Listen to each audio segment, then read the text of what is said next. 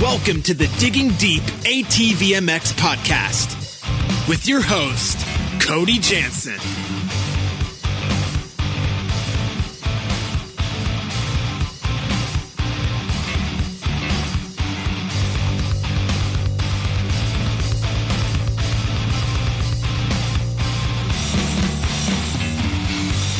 What's up, everybody? Welcome to episode 5 of the Digging Deep ATVMX podcast, brought to you by CSD Tires and hosted by me, Cody Jansen. We have a killer show lined up for tonight with some awesome guests to help cover everything going on in the ATV world right now. But before anything else, I have to thank our show sponsors for all their support. Without these brands, this show would just be a thought and not a reality. Thank you to our title sponsor, CSD Tires, csdtires.com. I referred to the Pulse MXR tire as being like a cheat code in the last episode. Don't believe me? Just ask Thomas Brown and Nick Gennusa, who were both on the pro podium at Redbud with the help of CST tires. Join the CST takeover or prepare to be beat by someone who did. Thank you to SSI Decals and their presenting sponsorship of our Redbud live show. The live show with Team USA ended up being so damn cool and a huge hit, but it would have never happened without SSI.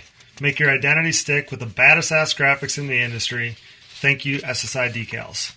Thank you to DID Racing Chain and their 520 ATV2 X-Ring chain. You can thank them for bringing our featured guest each week. Thank you to Forworks Carbon for coming on board. They've been running all kinds of killer deals on hoods, seat covers, and other accessories. You can head over to their Facebook page to check out those deals. Thanks as always to Evans Waterless Power Sports Coolant. Upgrade to Evans now to avoid overheating and boil over next time you're on the racetrack, even if conditions are tough. Thanks to DP Brakes, the unquestioned leader in motorsports and power sports braking. I once heard a rider on the podium thank DP for allowing them to outbrake the competition. Well, I'm going to steal that. Thanks DP for allowing me and so many others to outbrake the competition as well as supporting my podcast. Thanks to Oats Overnight for partnering with us. Life is hard, so make breakfast easy. Simply combine with milk before bed and enjoy your to-go breakfast in the morning. Overnight oatmeal loaded with superfoods, perfect for athletes. Use discount code DIGGINGDEEP10 to save at checkout, oatsovernight.com. And thanks to 100% and their new Mega Goggle that's all the buzz right now, unparalleled performance for the modern racer. We've been giving away 100% prizes as a part of our fan question segment, and we thank those guys for supplying us with those goodies. We pride ourselves in partnering with only the best brands in the industry. Improve your ride and your lifestyle by supporting the sponsors who support us. Thanks again to all of our sponsors. All right, so as I mentioned, we have a great show ahead. Here in the Evans Waterless Power Sports Coolant Sight Lap segment, we preview what's in store for tonight's show. Sean Taylor will join the show to talk all things ATVMX past, present, and future. So excited to have him on. We'll also talk about the live show, all the craziness that was Redbud, and look forward to the last 4 motos of the season here.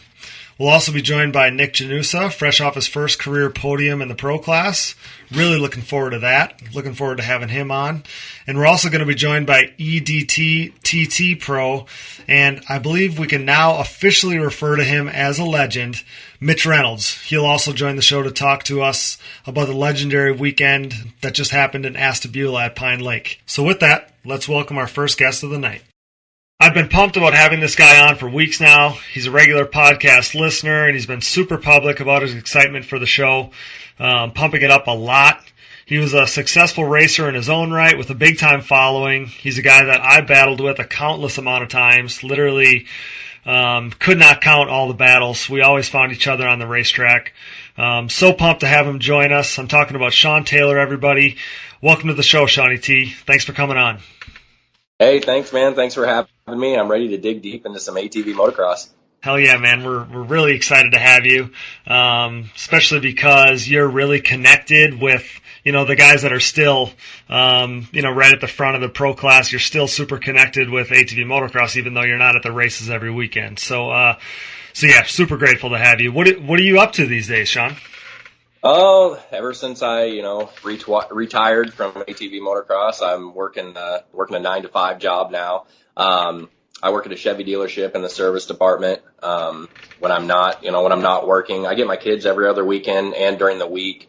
So when I don't have them on the weekends, I try to get out, hang out with friends. I live out here at a private lake, and I got some friends with some boats and stuff. So we try to, during the summertime, we're trying to get out on the boat and do a little wake surfing here and there. And I just, trying to stay busy. I miss the racing. I miss going to the races. And, I think more importantly, I miss, you make so many friends when you're racing the series, and, traveling so much, you make so many friends and family. So that's what I miss the most. So it's kind of a bummer that I don't get to go to the many races as much anymore. There's only a couple that are close to me, which would be like Redbud, Ironman, and Walnut. I made it to Walnut this year, but, that was a mud race. So that kind of kept me, hanging out in one area most of the time. I didn't really want to be out walking around in the rain. So yeah. That's basically what I've been up to. Well, so you're kind of living the normal person life now.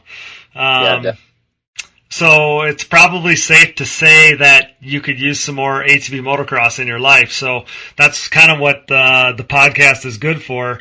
Kind of gets those juices flowing. The next best thing from being at the races is getting to talk about it for sure. Yeah, definitely. When you said that, when I read that you were coming out with this podcast, it pumped me up. Because like you said, I listen to podcasts. I listen to just about anything. Murder, crime. I try to stay in with, the dirt bike side of things. But yeah, I think it's great for the sport. It keeps people, tuned in with what's going on that, for like me, I don't get to go that much.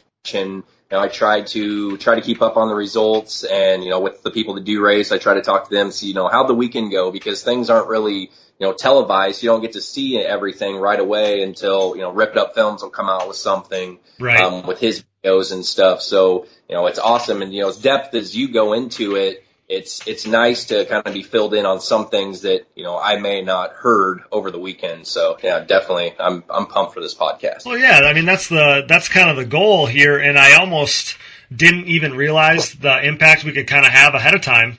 But yeah, the more educated we can make people, and the more the more backstory like, I care more about the racing than ever before. And I mean, like you, I eat, sleeped and breathed it, and I still care more about it now. And I find myself watching all the racing, very similar to the live show, that we're going to get into a little bit. Like, I'm already more pumped for, the Team USA Quad Cross of Nations race this year more than ever before, just because, I know so much more about the event, about the guys, about the dynamic. It's got me already pumped, and it's months away.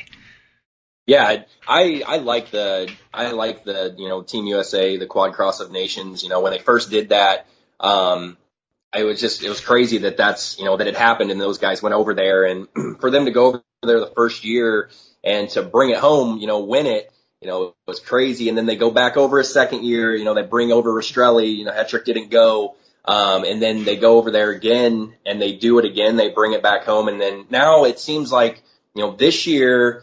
It's just been that it's not, on the dirt bike side of things, you don't really hear about the Motocross of Nations until this time of year. Now it's starting to kind of be talked about, whereas, the quad side, it's being talked about all year. They're constantly doing, fundraisers and stuff for it to, help those guys get over there, because it's kind of a different aspect for, they've got to kind of do it by themselves, get everything over there. It's all hauled over on a crate, on a boat. All the guys' quads are together. It's not separate. So, yeah, I'm pumped up for it. I definitely, it's I was just thinking about this the other day when, you asked me to be on this and we were going to talk about that I've always wanted to go, or ever since they started going, I want to go, not necessarily race it, obviously, but I like the mechanical side of things. I want to go. I want to help out. I want to be a part of the team. If there's something I can do, that's definitely on, I would say. If they're going to keep doing it, it's a bucket list of mine to go over and be a part of the team and, help out in some way, or,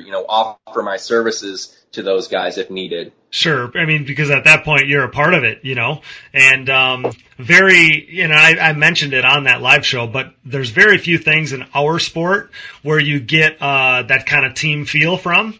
And but that's definitely one of those things, because I had said to Chad on that first podcast that I did with him, but you're halfway across the world and you have a very small group of Americans that are trying to get this thing done, when it probably feels at some points like literally every single person is against you. They might be like a fan of you, but it's all these countries against the United States, basically. Yeah, that's when, like, we were talking, what was it, like last week or something, that's what I was kind of wondering, it's not, these guys go over there and it's not like a bunch of Americans or like, hey, let's go to the Quad Cross of Nations. Let's buy tickets, go over there, watch these races and stuff. I'm sure it's not like that at all. I'm sure there's very, very few Americans over there watching the race other than who's over there a part of Team USA. Exactly. So, we'll get into the live show a little bit and talk about that. But before we do, I want to talk about you, Sean. I want to talk about, I want you to be able to tell kind of your racing story. So where did it all start for you? It started, I started out, my dad bought me a Polaris. I had a Polaris, it was like a utility four-wheeler, I would say. And one of my friends, they had like 80 acres, and we had trails and stuff we rode on. Well, then there was a couple other friends in town here. I live in a small community, like 1,500 people. Okay. There were a couple other people they raced. And back then, it was like your 400EXs. And people were building, or like the 250Xs, and then people were putting like a 350X inside in that. Yep. You know what I'm talking about? That chassis. Yep, I do. Yep. So they were like, we got a track at my grandpa's house. You need to come out and ride it sometime. So, this is irrelevant, but my parents were going through a divorce at the time, and my dad we went out there and rode, and by that time I started jumping. And, I liked going out there. So my dad was home for a while. He drives a truck for Walmart, and they're doing all that. I think that he took me out there because, he knew I enjoyed it, but also it was something for him to get away from everything else that was going on. So, sure.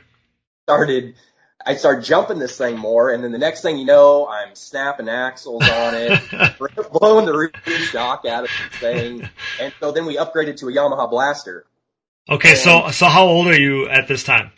I'm probably, let's see, they went through that. I'd say I'm probably around the age of 11 and 12. Okay. And so I get on a Blaster. I don't know how, I didn't have the Blaster very long before. I know I had it I got it in the wintertime. So I would say that next spring, summer, I attended my first non-sanctioned AMA race. It was like a stadium-style track. Up in Waterloo, Iowa, at the Cattle Congress is what they called this place. Back then, I thought the place was awesome. Okay. And, so we went up there. Of course, I crashed my first race. They had like a whoop section. I went in there. I went through those. I went over the bars, whatever, raced the C class. Well, then I was hooked after that. That's the place where we were going because I wasn't old enough to have to race the AMA sanction at the time. Sure. So that's where we started going. Well, then, from there, we upgraded to, I don't know if you know Brad Phillips. Brad Phillips did all the Premise Industries, did the Carpe Diem movies, Beating the Odds. Yep. We got hooked up with him because it was like, he was from Iowa. Nate Freeze was from Iowa. Nate Freeze was a pro rider back then. I don't know if you're familiar with him or not. Yep, sure am. Corey Eldebrock. All those guys all raced the Nationals at the time, so I never saw them at any of the local races that I went to. I always heard about them through my other friends that I raced with, or that we would go with. They always talked about those guys, but they're like, oh, they're all racing the Nationals, blah, blah, blah, And so I ended up buying a 250R from Brad Phillips and, continued to race there, raced that for a while, and then upgraded to a 350, an LRD 350 power valve that I bought from one of my buddies from here. He raced with that group too, Dave Sutherland. Okay. And so now by this time, I think I'm up in the B class, racing the B class, but I'm probably only 15 years old at the time. And, we're doing all the Iowa series stuff. Back then the series, Illinois had a huge series. I'm sure Wisconsin probably had a big series back then. Yep. This is probably, I won the Iowa B class championship in 2004. Okay. I was only 15 years old, and my first A class race, I was only 15 years old, and I was still on that 250R. Well, then, I came into meeting up with, a guy by the name of Rich Richmeyer. I remember. People, Rich, I know you guys know Rich, and people that are probably listening or, they know Rich Richmeyer, and we going up to his shop. Rich lived about 30 minutes from me, and at the time, he was mechanicking for, I think it might have been Ben Jackson, maybe when Team Cannondale. Yeah, when I sure do. Yep. He was a mechanic for them, and that's how I met him. And well, then we ended up buying a TRX 450. I think it was an '04 from him. And I was racing then I went to a 4-stroke. And that's when, once I met up with him, that's kind of when the national series started kind of coming into play. And he knew Ian Harris, he knew Seth Fliggy, who does all the PEP suspension stuff like in the Illinois area. Well, then he also knew Wienen in a way. And so we started racing. You know, I think we went to, my first national was Redbud 05. And I remember going there, it was raining. It rained the whole weekend long. And I remember Nick DeNoble blowing by me in the A class. And just some of those names were, those guys were all amateurs at the time. Yeah. And I remember seeing Chad Wienen for the first time racing in the pro class. He was on a Honda 450. He had that like candy apple red frame with the black plastics, and didn't he have like JPMX graphics on it or something? Yeah. Yep. I can picture it. So then we started. That's how we kind of raced. Well, then, fast forward a little bit. I remember going. That was our first one. Well, then the next year after that was when Walnut held their first ATV national. So I did Redbud and Walnut that year. But then that's when I think Chad was still on a Honda, and I think Chad podiumed at that Walnut, that first race they had there. But anyways, Rich kind of mechanicked for Chad for a little while before he signed with Suzuki, and it was only for a couple races. He went down to Texas with Chad, and I think might have helped him build a bike. And I remember, and I'd not met Chad Wienen at this point. And I remember going up to Rich's one time. I was taking the quad up there because I didn't work on my stuff back then. I had no idea what anything did. I just rode the darn thing. Well, a typical story, because at that point we're so young still. Exactly. So I remember driving. I had to have been 16. I was probably 17, and I remember going up there and going into Rich's shop and walking in the door, and I got this smell. And, at the time didn't know what it was. And I'm like, what's that smell? And Rich pointed over, and there was one of Wienen's quads, Honda's 450, sitting over there that Rich had built. And he said, that's Wienen's quad. And it was like, he was running the VP race fuel and stuff, and that's what the smell. And I went over there and I just walked around this thing, just like, oh my God, Chad Wienen's pro TRX 450s in this guy's shop right now. And, so yeah, that's kind of how it all started. Well, then we went to, in 2009, we went to Alabama. We started going to that Pell City race in Alabama, and I was running the A class then, and that was the season opener there, and I won Open A. I won the overall in Open A, and I won the overall in 4-stroke A. And, we weren't, racing serious at the time. We were just hitting a few nationals. Well, then, we were driving home, and my dad was all pumped up about it, and he's like, well, now, we're going to have to figure out a way. You're going to have to go to the next one now because you're leading the points. So, it'd be stupid not to go. And I ended up doing the whole series that year. I had some friends that traveled, and we worked it out to where I'd drive to their house. I was either going to a friend's house in St. Louis or a friend's house in Illinois, and was riding with them and did the whole series that year. And from that year on, I did the series every single year. Sure. Yeah. Cause I remember 2009, and you win in those first two races, or first race, those both classes.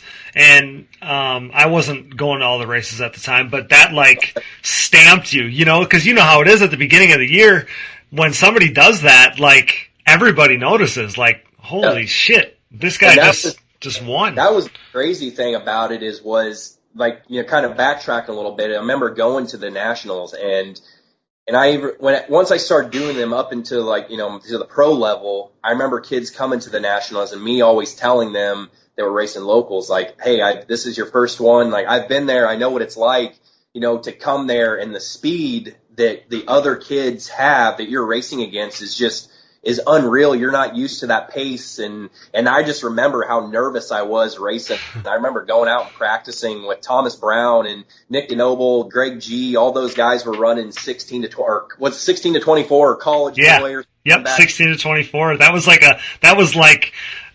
A class or even better at the time. That was the class. Those guys were pro-am running that class. Yeah, you're exactly right. Yep.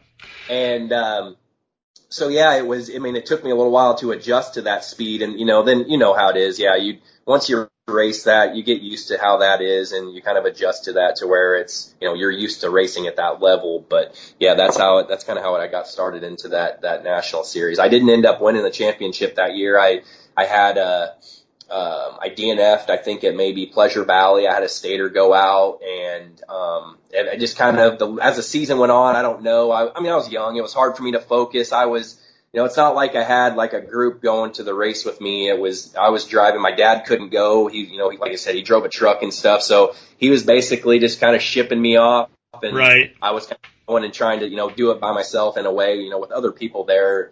But, the fact that, it meant more to me to be able to go and do the whole series, because that's what it was about, racing your four-wheeler with your friends and traveling at that time. That's what it was about for me. And for me to be able to do that, that's what was more, that came to me a lot more than, the championship. Now, looking back on it, what I wish I would have won a championship. Yeah. But at the time, it was to be able just to even make it to the race. That was awesome for me. So it's so crazy how like your outlook and memories even change over time. I tell people all the time that memories like that are ones that get fonder over time, because you just wish that you could go back and kind of live that carefree kind of lifestyle of being younger and just enjoying the races. So I remember, like I said, I remember you winning those races at the beginning of the year, and like that's when you kind of burst onto the scene, at least, from watching it from afar. And I remember you from then on, like there was always a buzz around your name. Even like you came up here and raced a local race by us, and it was like, that was the Quad Olympics. Wasn't it? Yeah. I came up there with Rich Richmeyer. I remember doing that. What was it? They had like a TT, MX. Yep. Yeah, I remember us battling. You won that. I think Johnny Hale might have been there, and I'm not sure. I think you might have beat him too. But I remember battling with you at that Gravity Cavity track. Yeah. That track was fun. That Supercross track. It was fun. I just remember I was so nervous, and because Sean Taylor was here. You know what I mean? So yeah, those were the days, and I think that was 2009. So I think that would have been the same year that. You were doing well in the A class and kind of gypsying your way around the country there, getting to the races. Yep. And then 2010 is when you went to Pro-Am, right? Yeah, I think I actually jumped to Pro-Am at Redbud 2009. Okay. And, I'm pretty sure that's when Cody Gibson was racing on the Walsh Kawasaki. Okay. Maybe Devin Himes, Billy Cottage was in there. I know that. Travis Moore. Yeah. There were some hitters in there. So was that the year that there was 4 qualifiers in Pro-Am Unlimited at Redbud? Yeah. So I was in there too. I guess I forgot.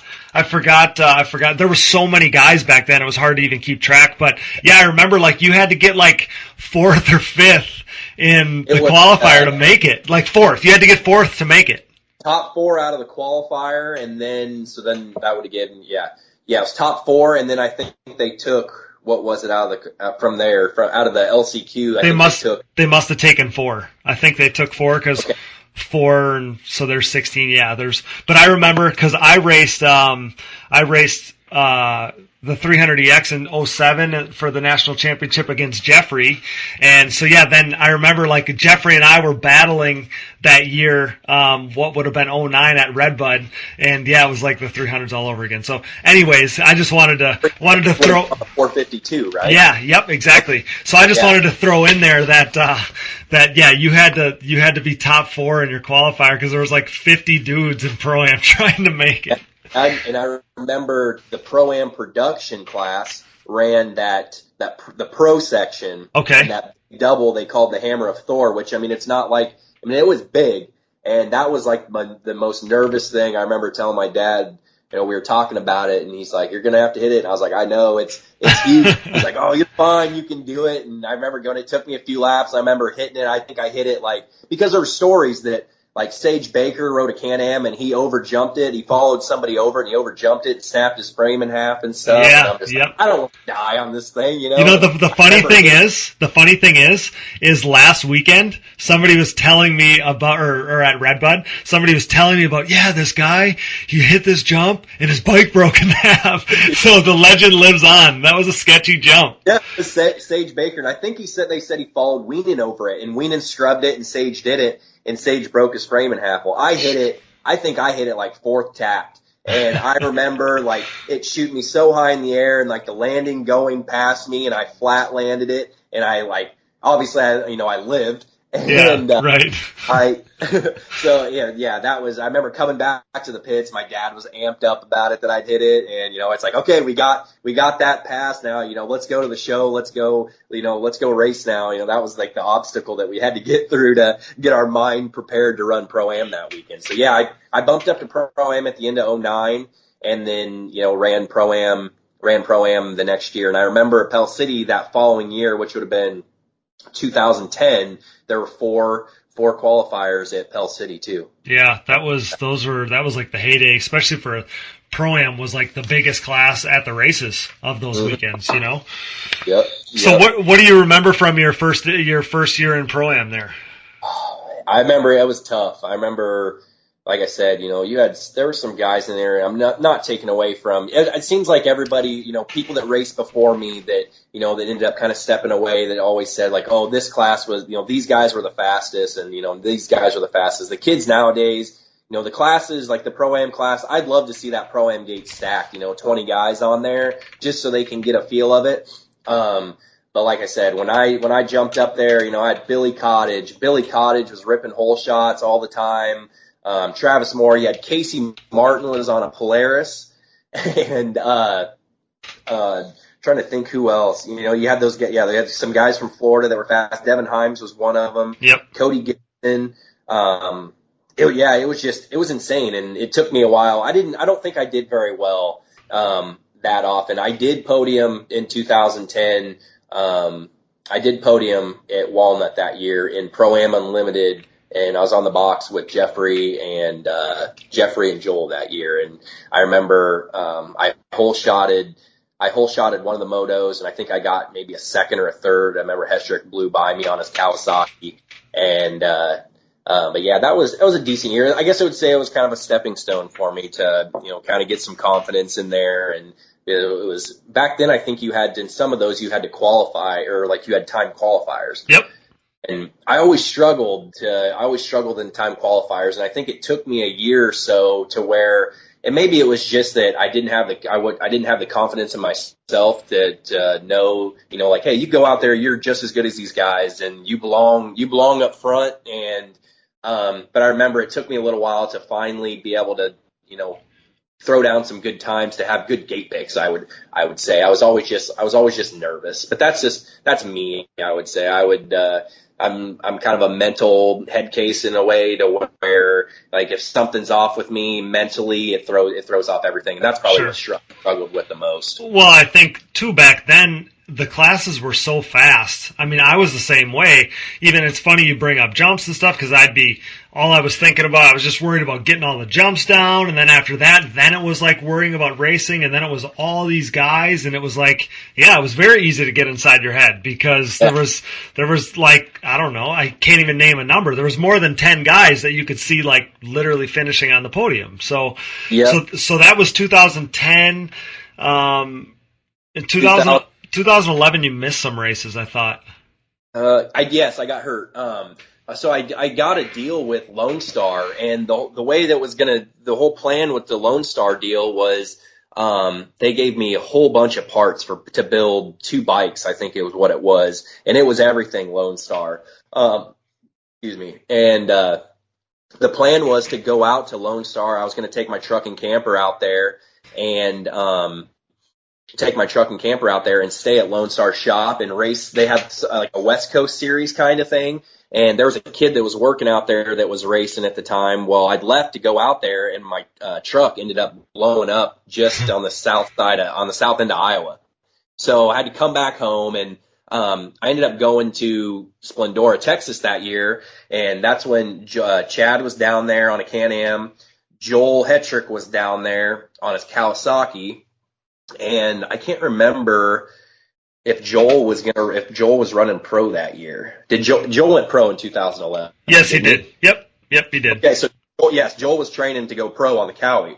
Okay. So I ended up going down there, and I knew Chad a little bit. At the time, Chad had come and raced some Iowa local races and stuff, and I'd raced against him a little bit here. And then Joel, I kind of met Joel, talked to him a few different times. So yeah, I ended up going down there, and I broke my collarbone in probably the end of January riding down there. So I missed the opener at Aona Pass, and then I think I might have made the next one, and I made maybe one or two, and then we went out to Maryland, and it ended up we were practicing on Friday. That was the year that Nick DeNoble podiumed out there. Yeah, yep.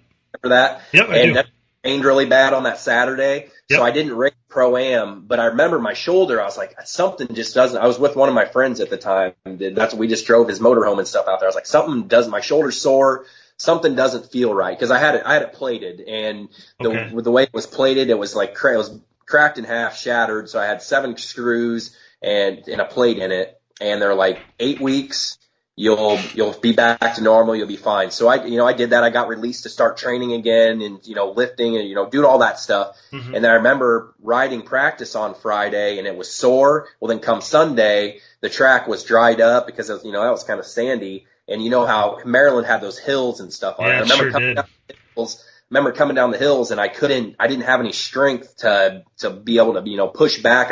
Keep my butt back and stuff on the quad. And there was a lump there again in the shoulder, and I ended up calling it off, and, just because I couldn't race at all. So when we got home, I went to the doctor, and the doctor said your collarbone had broke. The plate broke in half. So basically, it was starting all over again. The collarbone was broken in half. The plate was broken in half in there. There was nothing. There was no.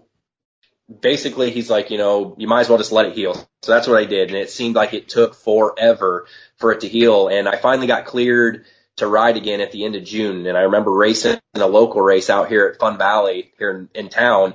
July 4th weekend. And I think that was the same weekend that Weenan wrecked at his house and broke his back. Oh, really?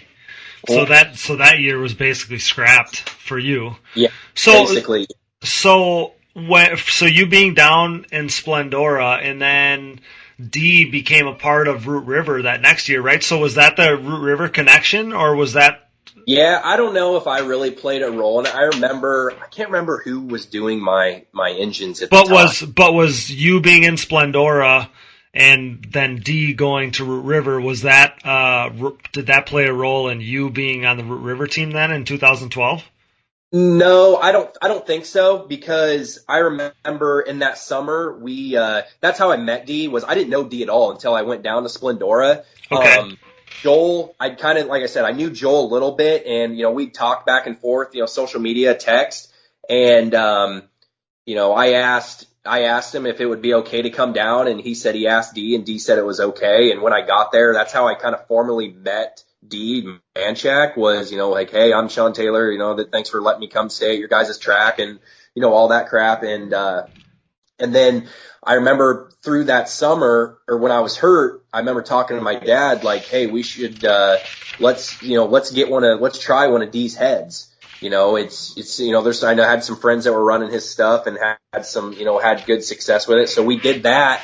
And then Loretta's, one of my friends, Bubba Hicks, Dalton Hicks, he kind of he somehow was incorporated with that Root River team already. And I'm not sure, how what the connection was, but I think that's probably kind of how it all started, because I remember that year at Loretta's, I introduced D and them to, Rich Gillette, because they were looking at different, who was going to build their engines, et cetera. Yep. And then they let me ride. They let me take one of their quads out for practice on that Friday. So we were already kind of talking about, setting something up, doing a deal for the next year. So that I say that's how it all kind of started. Whether D had anything to do with me on the team or I had anything with D getting, I wouldn't say so, but that it all kind of seemed that all that kind of that talk started at Loretta's that year. I see. So yeah, I do remember, Bubba Hicks, he ran Root River stuff.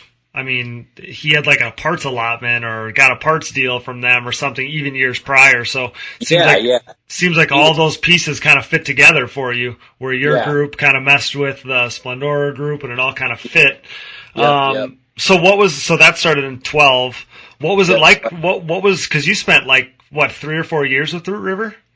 Yeah, I was with Root River from 2012 to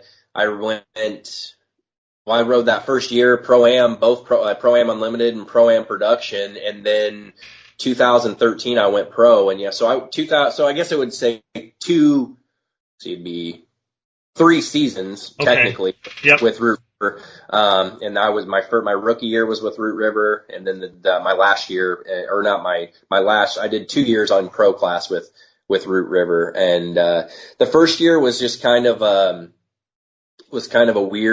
weird deal, I would say. And my whole career was not really weird. I mean, those guys did a lot of stuff for me. I'm very, very thankful for, what they did for me. They really, I had a career with them basically. And, but the first year, I would say it was me trying to get comfortable on the bikes. I was coming off a suspension that I trusted, and I had a relationship with a guy who did all my, my suspension. I trusted him, and then going to something new, I had a hard time adjusting to that and adjusting to somebody else building my bikes for me and setting them up. And it was, I tried to give feedback and not really. I mean, it was just kind of different. I struggled a little bit the first year, and it just took a little bit for us to kind of agree on things and kind of get on the same page with everything, I guess. But those guys did a lot of stuff for me. So I'm very thankful for that.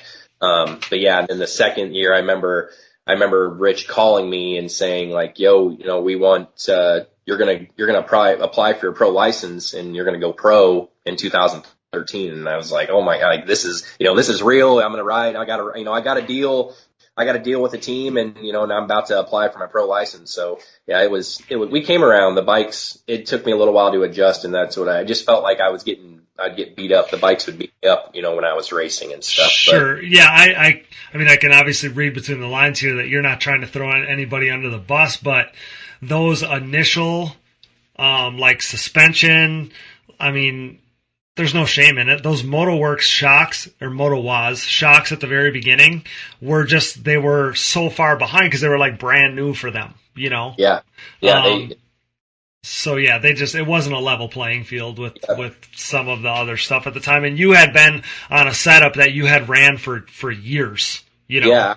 I was dealing with, like I said, I was dealing with Seth Bliggett, SF Racing, and, but I also, and he knew his stuff, and then also we were dealing with Wayne Meridian. Exactly, right at the source, yeah. Yeah, and Wayne, there was a time I remember, racing and being on PEP, and Wayne was coming to the track all the time with Baldwin, and, Wayne would be up at the track with a stopwatch and a clipboard, and I'm just and him, looking at Upperman at the time, and it's gosh dang, I'd go up and talk to Wayne a little bit. And then it got to the point to where, Wayne, I was talking to Wayne at the track. Wayne was working on my stuff there when he would be there. So it was, like I said, it was I'm a head case type of a person. And when something was off in my head, it was just hard for me to, kind of get to clear my mind to kind of get back on track. And that's just where I struggled at. I didn't feel comfortable for the longest time on one of those bikes. But the bikes, they were fast. They were super fast, and whatever you needed, whatever you wanted and needed, they were doing it, and they put a lot of money into that program. So yeah, it was an interesting year, I would say. Yeah. Yes, so that was that 2012, 2013 kind of range there, and that was pretty much the beginning of our 5-year stretch of seeming battling at every single race. I remember 2012. we battled for top 3 in Pro-Am Unlimited until the very last lap of the very last moto. Yeah, Loretta win. Yeah. And so yeah, that's like one of those races that stands out for me. And I don't even know how to really put it into words, but like, Sean, I wanted to beat you more than anybody else. I don't know if it was because we were always like around each other, and I'm pretty sure I was like jealous that, like I said, there was always buzz around your name, and you were like, kind of like, at least from afar, it was like you were tight with the pros, you were tight with Weenan, and you were tight with Hetrick, and now you got this Root River ride, and I'm like, man, he's got everything that I want, you know? Yeah, and then I don't know if, you know, because we're from similar areas. You know, you're from Iowa, I'm from Wisconsin, and like you had mentioned Bubba Hicks, and, you know, we had that mutual friend, and Bubba and I were close back then, real close, and I always heard about Sean Taylor, and, you know, he's so fast on his four-wheeler, and he's good on a pit bike. It was like all the things that I liked, you know, it's like me against Sean, you know, like even before I even, you know, knew you. So, so that was like 2012, and then you moved up, and I was going to ask you that. You moved up for 13, and that was when they took both of the Pro-Ams away because they were trying to kind of prompt more riders in the Pro class, and so we were on a year hiatus there because I stayed back and I raced a year in A class because I didn't feel like I was ready for Pro yet. And so then that was 13, and I moved up at the end of the year, and then 14 we picked right back up. You know, we picked up right where we left off. You know, battling it out constantly. Still a Pro-Am. There was still I think I still raced Pro-Am in 13. You did. Okay. Yeah, you did. I was just, you know, I was kind of getting into that rule change where they thought like there was Pro-Am was too glorified, right? Like it was a mini Pro class, so they tried to kind of take some of those privileges away, and so it kind of forced a bunch of us to go Pro. But and I don't want to go by it without mentioning it that first year in that would have been 12. You won Budds Creek. You won Budds Creek on the Root River bike, right? Yeah, I did. I was just thinking about that. Actually, I have that plaque hanging up here in my house with a couple other smaller show. I don't have like that much stuff hanging up. I have a little bit, but that's the one. I have that one because that wasn't even that memorable for me. But, you know, it was my first overall in the Pro-Am, and, you know, Cody Gibson was in that class, and, you know, Cody Gibson, I think, DNF'd in one of his motos. I think there was two. Yeah, he did. Because I was in the LCQ with him because I DNF'd in mine. And I'm like, man, it'd be cool to, like, win an LCQ. Yeah, Cody Gibson's in it. So yeah, he did it, and he was on that hybrid, and he was super fast on it, and yeah, it was just not even fair, really. But yeah, I did. I think I was on the box with Nick. Well, Cody got on the box, and then so did I think Nick Moser. But yeah, I remember I won an overall there, and I think I got a third overall with those two, Cody Gibson and Nick Moser at that Ohio track. Oh Sunday Creek. Yeah, Sunday Creek there. Yeah, you had a number of podiums because you and I were on the podium together a few times too. I know Walnut was one of them. We were for sure, but I just wanted to make sure that it wasn't like that first year or any of the years of the River were like a scrap or anything because you won that race. You ended up 4th in points in one class and 5th in the other, and like I said, we battled till the last moto. So you were only a few points out of 3rd overall. That's great. I said that I didn't feel, you know, like, you know, that was weird. That was like kind of like a blur. It doesn't really seem like I had that many podiums that year. And, you know, like I said, I didn't feel comfortable on the machine at all, but, you know, here I did. I guess I did get some podiums out of the deal. So, I mean, I must have been doing something okay. But like I said, that's what I remember about that year was, you know, just trying to adjust to something new. You know? Well, I had mentioned how stacked we both had mentioned how stacked the classes were before that. But I mean, you were that year. you were fourth and fifth in points, so you're obviously super consistent, and you got to remember, like, Gibson's in there, Casey Martin's in there, Hamrick, Mosier, Fix, Duck, Sellers, the Henrys, Ronnie, Music moved up at the end of the year, and you and I, like, those classes were as stacked as could be. So it was fast, yeah. So then you moved up in 13, like you said, and then you had a 5-year pro career, very similar to mine. We were just 1 year off. You started 1 year earlier, and I went 1 year later than you, I think. No. We retired at the same time. From the pro class. Next year you went to the 25 plus. Yeah. So your pro career, was it tougher? Was the pro class tougher than you thought it would be? Yeah. In a way, I felt like the stress was a little bit more, running those longer motos, and I always felt that, like, you had like a few guys that had a pace that nobody else could match. And you had like another half, and so it was like there was like 3 separate people racing out there given, at a time. That's the way I kind of felt like it was. There was different groups. Yeah, there was different groups for sure. Because that's why I feel the way, that way about you. Like, we were always racing together because we were part of that same group. Every weekend we found ourselves in the same spot on the racetrack. Yep. And man, it would have been cool to have, those guys that we battled with, most of them, not most of them, but, there was several of them that did go up that we continued to race with. But if it would have been all those guys that were out on the track that did go pro, it would have been, I think that the racing, it would have been even better racing. But, it was just kind of people kind of fell off, and, newer people kind of came in. Yep. But yeah, it was tough.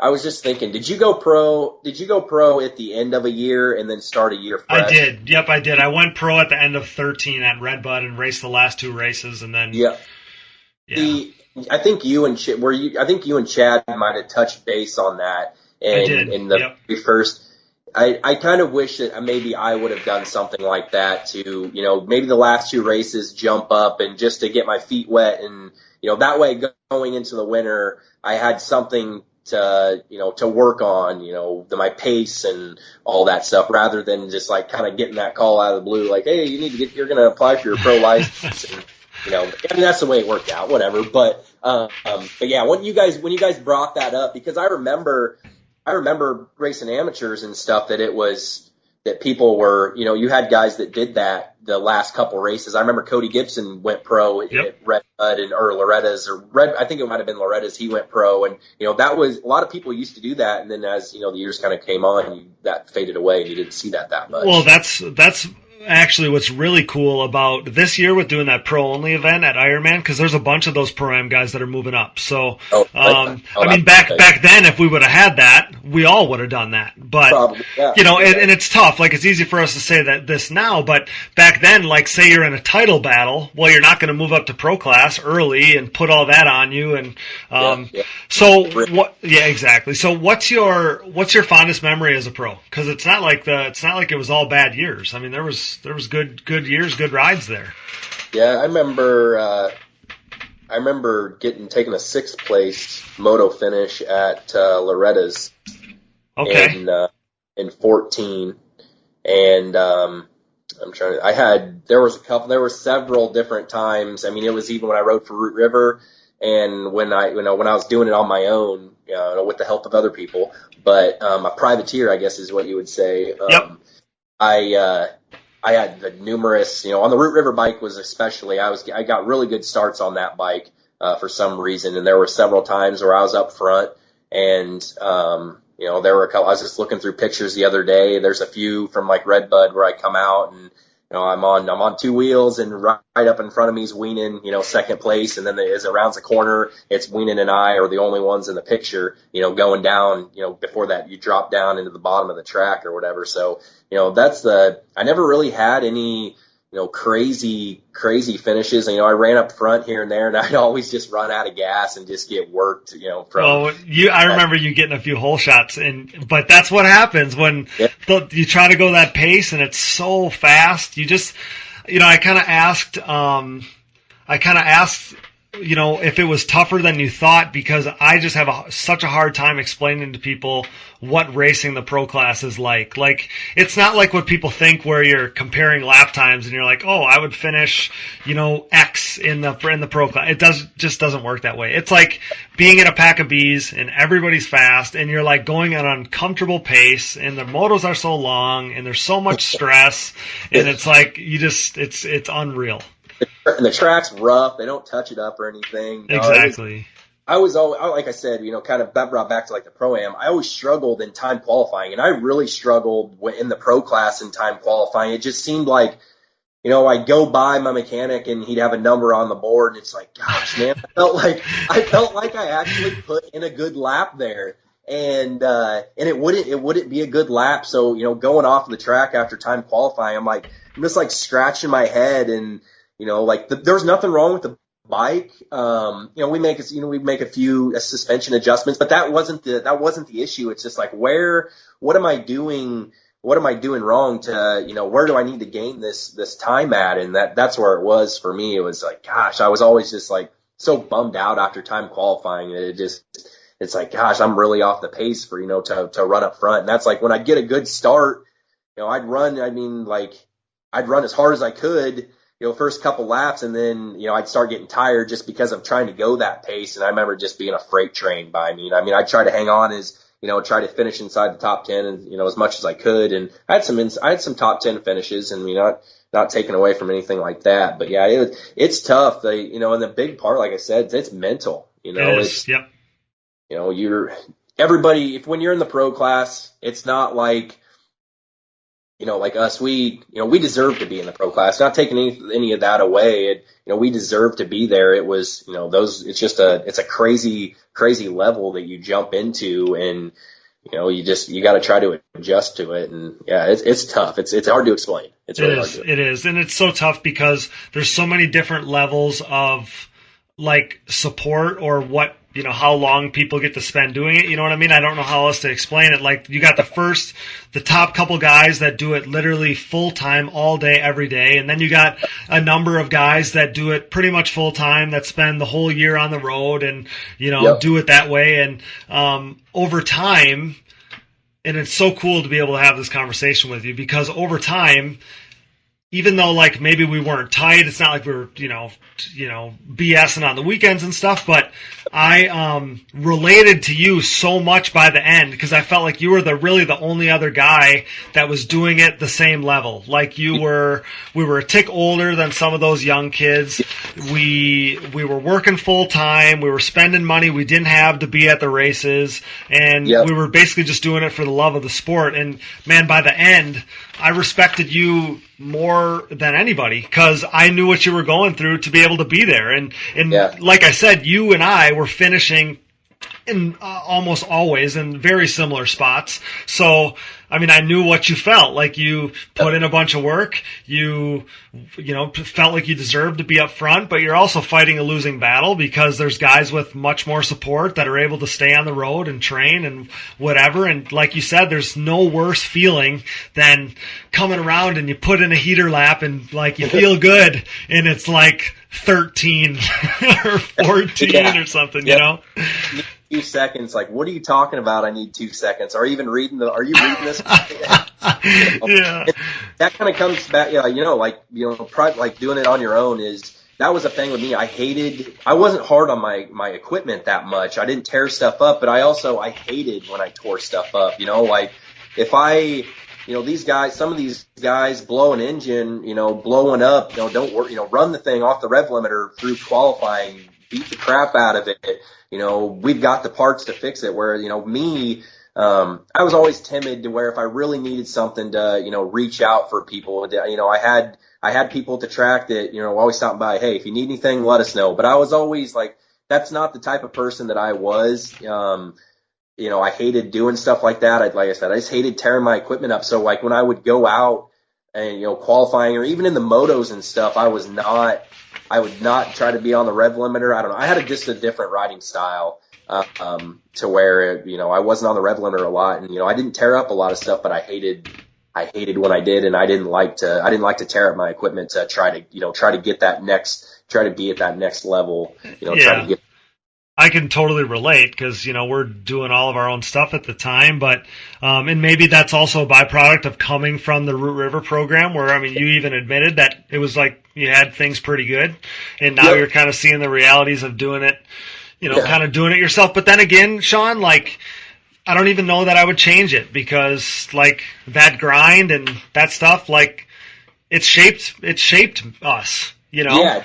Yeah, like when I was thinking about, like working on my stuff, and I worked on it a little bit, and then once I came to Root River, I like went up there and I spent time at their shop and how they wrenched on stuff, and that kind of got me into wrenching and being a little bit more serious about, like being a mechanic, to where, by time after, and that's one of the main things that I'm grateful for them is how the maintenance on their bikes were, and that like turned me super anal into working on my own stuff when I ended up, going on my own, to where like I didn't know how to do anything at one point in time.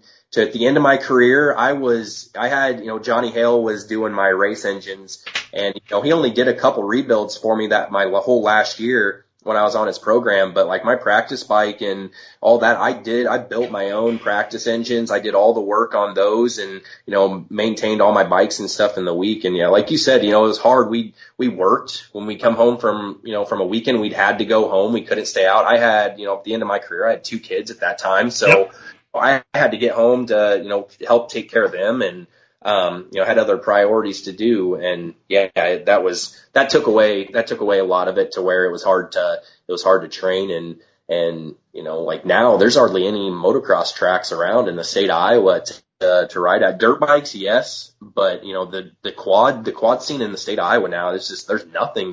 You got a few kids that still chase the national series. But as for racing locally, it's like pretty much nothing. That's how it is here too. Yeah, like there is no local racing. You might be able to find an outlaw race here or there, but there's none of that. So unless you are going to the nationals, that's kind of the only option.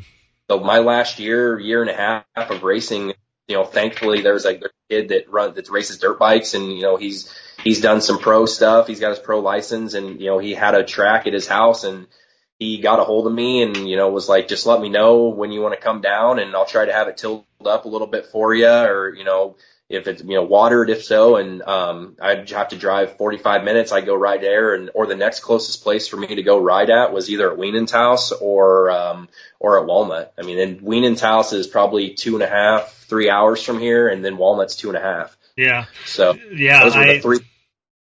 Yeah. I know that feeling still to this day, because people say to me, like I'll be at Walnut practicing and someone's like, oh, how far is it for you? 4 hours. Well, that's like my only good option, so. I remember if we were going to go to the Nut and ride, I texted Wienen, like, you going to be over there? And you're like, yeah, what time are you going to be there? Oh, probably not till like 1. That's how Wienen was, because Wienen likes when it gets rough. I know he does. Yeah. Food. Yeah. He's like, what time are you going to go? I'm like, well, I just have to leave my house by 6:30, 7 o'clock, so I can get there when it opens and try to get, 3, 4 practice sessions in, and then get home by 6, 7 o'clock. Exactly. Yeah. It's like a 12 to 14 hour deal. Like same thing. If I'd have to I have to get up at like 4:30, leave by shortly after 5, get there so I'm ready to ride right when they open. And everybody's like, it's like 1 or 2 o'clock, and I'm like, man, I got to get out of here. It's going to be dark out when I get home, and people are like, yeah, exactly. Every time Chad says to me, you're leaving already? And I'm like thinking to myself, man, I got to go 4 hours home. Yeah. But I don't got to half drive. Exactly. So Sean, if you could go back in time, what advice would you give a younger Sean, either on your come up or during your pro career? What advice would you give yourself? If I could go back, like right now thinking about it, if I could go back, it'd probably be like the last the last couple years of my career was what like kind of took a toll on me in a weird way. It would be that just the way I think about it now, like there was some stuff that I was dealing with that I should have not, let it get to me. I paid, good money to be on a training program that had me in probably the best shape that I'd ever been in. The program, you're on it, what it's like, how that put me in my fitness level was there. Yeah, pause for 1 second. You and I joined at the same time, and I was so pissed because I thought I was going to have an advantage on you, and then you're on it too. And yeah, so pick up with your story. But yeah, I was pissed. That was probably one of the best decisions I'd ever made. I wish I had done that the year before. I keep telling people the exact same thing. If I could just go back in time and join the program and change my whole career. Yeah, and go ahead. But then like I said, I'm a head case. So if I could go back, it'd be those last couple years to where there was some stuff I was dealing with that I could tell myself then like, let this go. You're racing a four-wheeler. You're chasing a dream that you've had since you were 14, 15 years old, but I didn't see myself doing that at that time, but I'm living it up, traveling. Like you do not need to be letting this get to you right now. And, that just took a toll on me. My last year of racing was, it was tough on me. I was going to the races and my body was in shape, but I wasn't there to compete. And that's what really bums me out about how my career kind of ended, is how I let something get to me. Yeah, I can relate to a point in that I just wish mid-pro career, similar to the end there, I wish I would have told myself, hey, find a way to enjoy this and have some fun, because I felt like I was going through the motions too. And that's what makes me now, and you probably have the similar feeling, but I just wish I could either go back in time or give myself one more chance, because I feel like if I went back and just enjoyed myself, I'd be a little bit more successful. And if nothing else, I would have had more fun along the way. So yeah, definitely. And I had a blast. I mean, I was paying one of my friends. He was taking off work, and I was basically paying him out of my pocket his wages that he was making in those 2 days of missing work. And me and him traveled. My last year, we pretty much were in a van the whole series. And but I mean, we had the best time. That was like one of the best times in a way for me. But as soon as I'd get to the track and, strap the helmet on, there was still one thing in my mind that was there that I couldn't shake. And it just, like, as for, just being mentally focused, if you're not mentally focused, then why even be out on the track? And I remember coming off at one time, and my dad was there because my dad drove the truck for Weenan.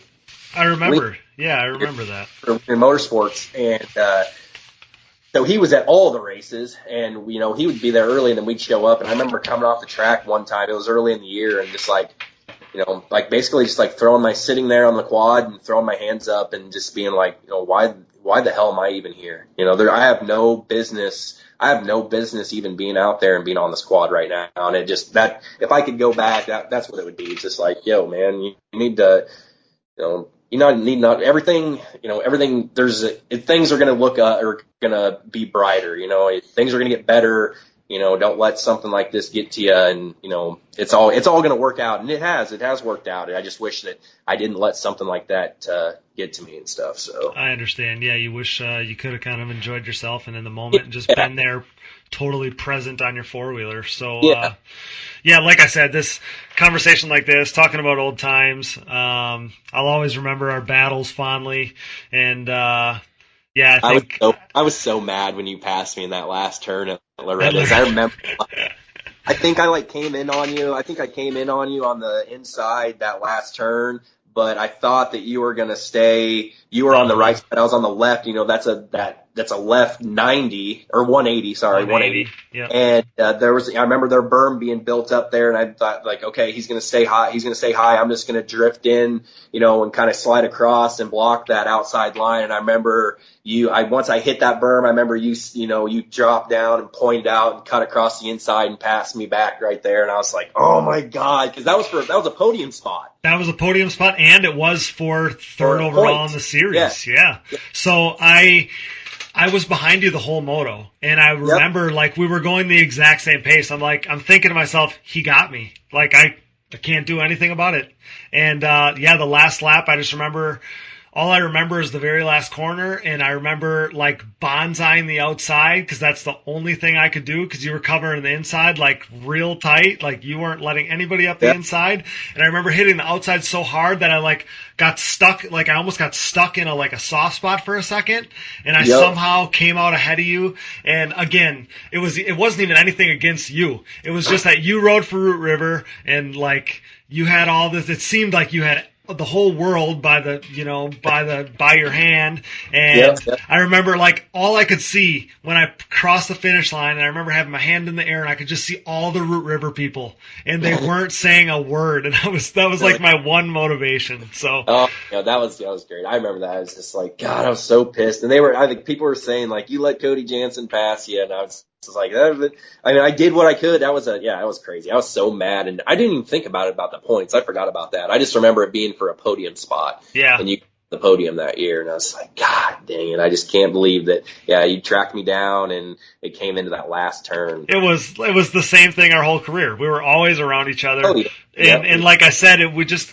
had a similar background, and like I said, that's why it's so fun now because, like I said, I always thought of us on a level playing field. Maybe that's why at the beginning I was like, yeah, screw that guy. And by the end, I'm like, it's like me, and in my head anyway, it's like it's me and Sean. Like we're gonna find each other, we're gonna battle, and we're gonna be around. Man, I always remember I was racing with you, and I'd somehow, there for a while, Casey Martin, like towards the end of his career, Casey and I would battle in the pro class and go back and forth. And then for a while, it was Nick Moser Nick and I would always find each other on the track and, race with each other. And yeah, it's just, there's so many memories, man. I could sit and talk for hours of racing memories with old friends. It's crazy.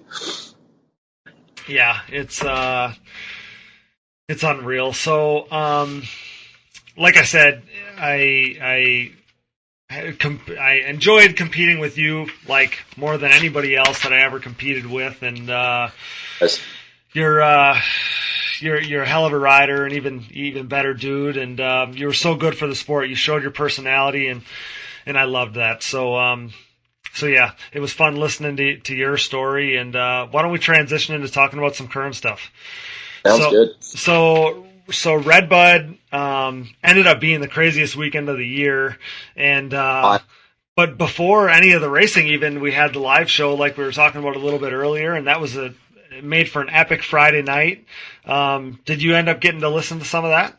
I listened to the whole thing. I tried to tune into it when it was live, and for some reason, I was coming home from work, and for some reason it was freezing, so I just waited. I was like, okay, I'll wait, because I knew you were going to post it anyway. So yeah. I listened to it after you posted it, and yeah, I thought it was great. It was good hearing from all those guys and their story on what they I heard a little bit more in depth. I'd heard some of like when Joel went. Of course, Joel got married that year that they went. So when they got back. I met up with Joel for his wedding and stuff, and heard, how it all was and all that. But then there was a few things in there that kind of caught my attention that I didn't really know about. And, but yeah, I enjoyed the live show. I thought it was good. The sound quality, it turned out great. And yeah, so that's what I thought. Oh, I appreciate that. Yeah, we worked our asses off to pull it together, and, my brother, he worked his tail off. You could tell like he was having to work everybody's, audio and having to turn people up and turn people down. And, but yeah, the podcast that we dropped ended up being a little bit better. The sound quality ended up being a little bit better and stuff. But, yeah, it was a really cool deal. It was cool to just have all those guys in one spot and, hear about their, experiences, the strategy, the camaraderie between them. And like, you could literally see it, like the connection that they have, and made throughout those trips, like the togetherness, and like it's so unique to have competitors at such a high level be able to put everything aside and work towards a common goal like that. Like Thomas even had mentioned at one point, like that togetherness that our ATV motocross teams have, may be like what's lacking for or I guess to blame, for the the MXDN dirt bike guys. You could kind of blame their shortcomings on, they talk about everybody being so separate. One guy's in one trailer, one guy's in another trailer, they're all doing their own gig. Well, listening to those guys, like they clearly, I mean, it's a team effort for the Team USA ATV team. They, like, I mentioned that all their quads, their parts, everything is toted over in the same container. And like Thomas, like they mentioned, they all stay at the same house together. I'm sure they probably train just a little bit, stay loose, go on runs and, do a little bit, some, minor stuff, but they do that together. And, like the first year they went and they talk about Hetrick on Weenan and try, not necessarily making a pass, but it made it, and on people watching the race, made it sound like, or made it out to be like Hetrick was very impatient, wanting to get by Chad to take the moto, whereas, he should have been following so close, eating roost and stuff. So there was kind of, like you said, there was there a little bit of drama there. And then you see that picture of Thomas, Joel, and Chad, all three, I think Joel is sitting on a quad, all three arms around each other, kind of having like a little team pep talk and, get those three, because what it comes down to, it's those three on the track and racing, and they all need to be on the same page. And so that was cool to see that picture surface. And, then you hear about what actually, what kind of happened before that. I'm assuming it happened before that picture was taken. Exactly. Yeah, I would think so too. I didn't know anything about that story, and Joel, like, he kind of laughed about it. He's like, yeah, if you're gonna go there, yeah, we'll talk about it. So it was kind of interesting. I didn't know anything. I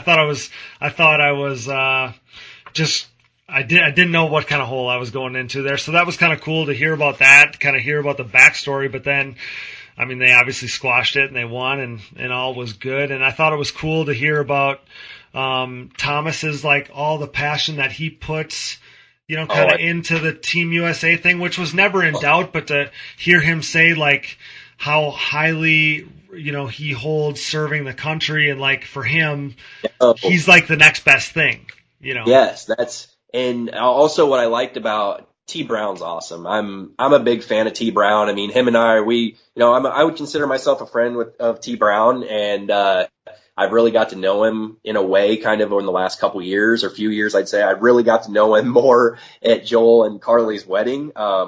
He's a big fan of Vegas bombs, so if you're ever out with him, buy him a Vegas bomb. Okay. But that's one of my favorites, and he like, he made it out to be, like, he's getting aggressive with those guys. He wasn't timid. And, like Jeffrey said, when they were the second year they went over there, Jeffrey said he was kind of timid and hanging back, and then T Brown, went by him. That's the way I took it, was T Brown went by him and was like, pushing people out of the way so he could get going. And it's like, yes, I love that. I love some aggressive riding. I was never really an aggressive rider. To an extent, but I like, T Brown's passion and how he presents himself of, serving the country in that way, and, going over there and basically in his mindset, and those guys are too, but, the way T Brown, he's going to go over there and he's going to kick their ass, and, he's not going to take any shit from anybody. You know what I mean? Exactly. Yep. I thought it was just so cool to, like, get a glimpse inside their racing minds, because, so I fell in love with the Moto podcast because of hearing other people and riders on dirt bikes, but similar, talk about things or say things that like I would think, so to hear the top ATV riders in the world say things about racing and think about things that are happening on the racetrack or whatever that like I can relate to. I thought like that's what got me into podcasts initially, but then just to hear from them talk about racing like that, I just thought was so cool, Yeah, I agree. It's awesome. And then, especially everybody's perspective. Like you hear, how Chad's thought process, and then, Thomas's, and then, Joel and Jeffrey, obviously, they're all different, but in the way they're kind of the same, but how they come off by saying it's different, right? Exactly. Yeah. So that was really, really cool that, they were all able to join us, because I was kind of, I didn't know if we were going to be able to get all of them, so I was kind of like, oh, we'll try to get all of them. And if we get some of them, we have who we have, and they all showed up. They were all pumped about it. They were all gracious with their time. It was an awesome time. So then at the end of the live show, we started to kind of transition to talk about, the current racing stuff. And, Joel basically at the end of the live show there, he said like, the championship's basically over. Like, it's probably over. I'm just going to enjoy riding my quad and doing my best. And, like, then we know what happened on Saturday. Chad winning DNF's Moto 2. And, everything changes. Yeah, I couldn't believe that. And, when, backtrack to where Joel this season, Joel had two DNFs at, where's it at? Ironman. Yep. He DNF'd twice, and I consider Joel and I pretty close. Yeah. I'm friends with Chad, and I've kind of made it out to both of them to where it's like, hey, you guys are both cool in my book. Whatever you guys got going on when it comes to racing, I don't give a shit. You guys go out there, kick the shit out of each other on the track, come off, but I want to hear about it, and I want to talk about like what's going on, Yeah, right. And I usually will text both of them, and good luck this weekend type of thing. And after the DNF, I waited, I think maybe a day or so, or I don't know when I text Joel, and didn't really ask like what happened to the quad, just kind of said, yo man, keep your head up. Like, it's a long season. Keep doing your thing, keep riding your quad, whatever. Well, then then he comes in, he's winning. The points lead's kind of getting smaller. They're going back and forth. And then we get to Walnut, and I'm at Walnut, and pumped to be there. I was super excited to see everybody and to see everybody ride. And we get there, the track's prime Saturday morning. It hadn't been raining yet.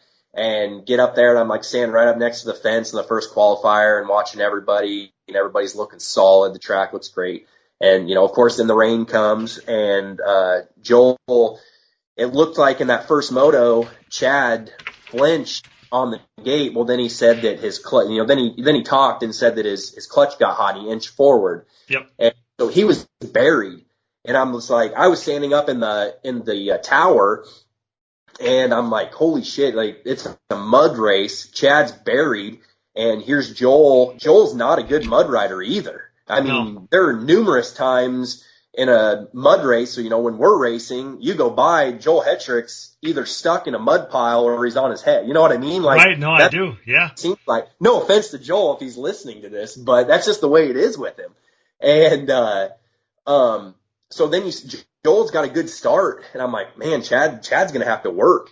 And after the first lap, Chad's up to like 5th or 6th by this time, and I'm like, damn, he's going. Like, he's not laying down at all. He's not getting stuck behind guys. Well, then Joel follows Cody Ford for a while. Cody Ford, the rookie, led that moto for quite a while and held them off, which is, great. I couldn't believe it. So then Joel takes the moto win, and I think Chad got to second, obviously. Yep.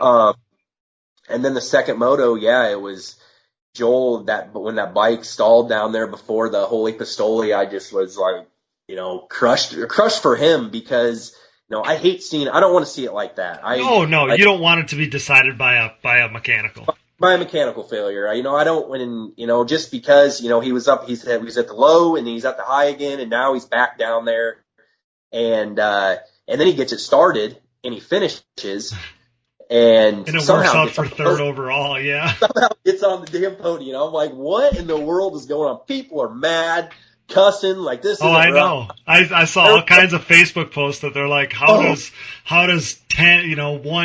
111 turn into a third overall or something like that. But the way the point was, when he scored for points, it hurt him. Exactly. Yep.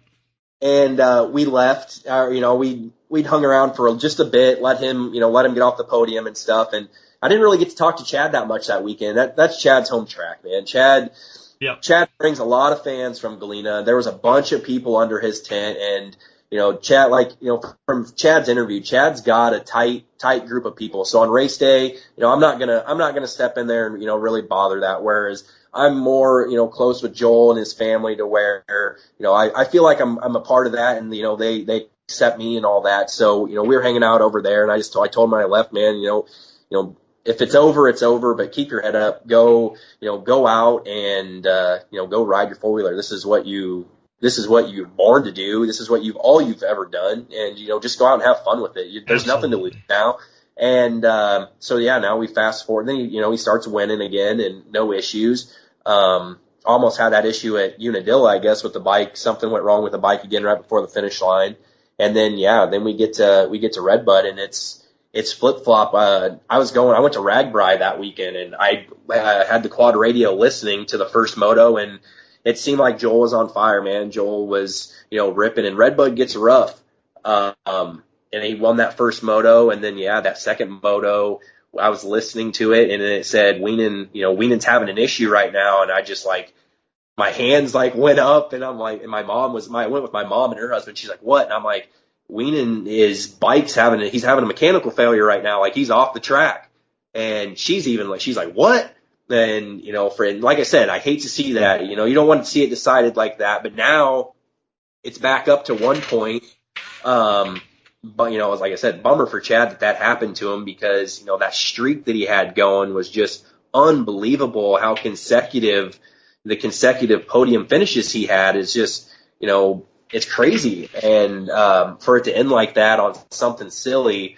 But now we got a points race in the series, and hopefully, they're down to 4 motos. Now let's see no mechanical failures from these guys. Let's see them. Joel's training, Chad's at home training. Let's see these guys. Let's see these guys go to work and, put on a show for everybody. This is what the sport needs, is some, a dogfight, basically. That's what it's coming down to. Exactly. Yeah, it's going to be a brawl till the very end. And you mentioned Chad's streak, and I just wanted to highlight that for a second, because I put it on Instagram and on the show's Instagram, and Chad, it's the end of possibly one of the most remarkable streaks the sport's ever seen. 8 years almost without missing a podium. Here, I'll read it here. 2,898 days, which is 7 years, 11 months, and 7 days that there was a ATV motocross podium without Chad on it. The streak consisted of 78 event weekends, 152 motos, and 6 titles in 7 years. So it's you can't even wrap your head around that. You really can't. It's unbelievable. You can't wrap your head around it. Not only did he never have a DNF, but he never had an off day. A bad day or an off day for him was third place. Think about that. It's just unreal. It's unreal. So, like you said, Joel's 1-1 performance, with, Chad having the mechanical failure. I think it was chain related. I don't think I'm breaking any news there. I think it was chain related. It looked like it, because he was riding and got in a rut and didn't come out of the rut. So, we got four motos remaining, and there's only 1 point separating the two.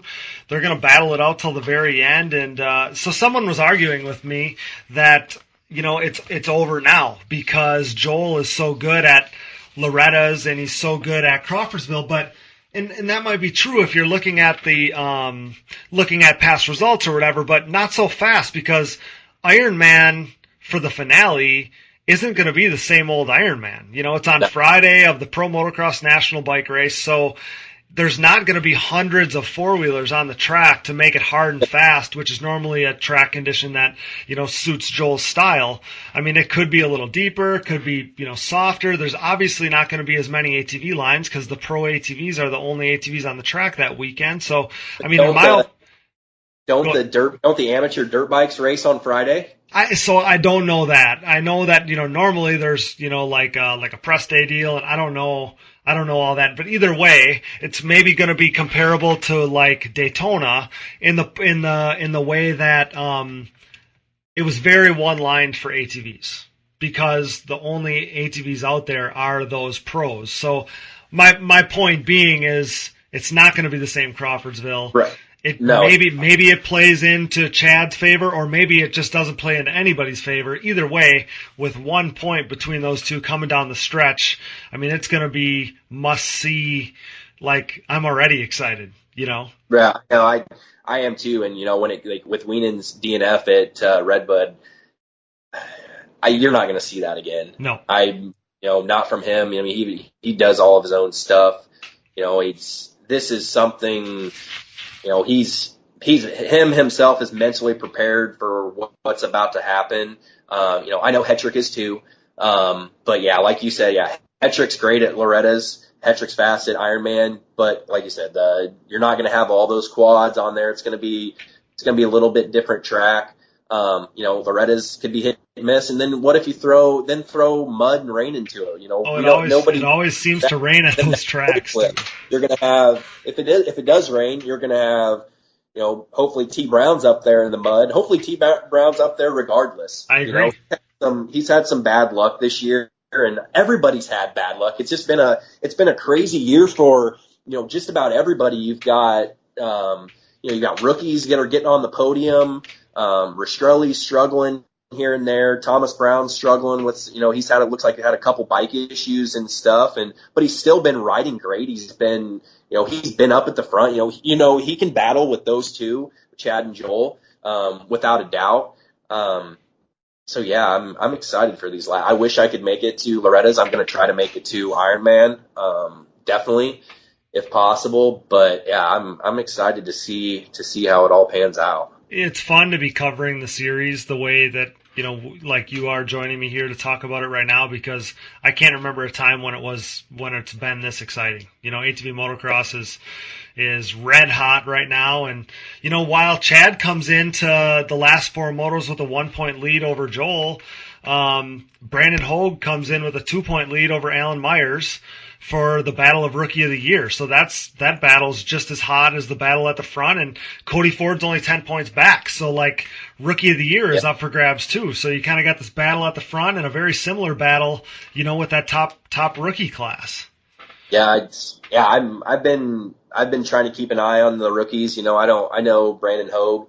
I rode with him for a little while down in Texas at the Parish House, and so I've been around Brandon Hogue probably more than any of the rookies, and he's impressed me. He's come a long ways, and you know, that kid comes from not a lot, and he's worked his butt off to get to where he's at right now. And I was so pumped for him when he got that podium at Unadilla, and especially at Unadilla, man. I loved Unadilla. I loved riding at Unadilla. I hated racing at Unadilla because of how fast the track actually was. You know, the jumps, all that stuff was fun, but the speed that you're racing at, and like I said, that higher speed that you're at is just like, there's little room for error racing there. And for him to, you know, battle up front with those guys is just unreal. And, you know, Alan Myers, I don't know Alan Myers that well. I kind of, you know, when I was racing, he was kind of in the amateurs coming up and stuff, but I do know,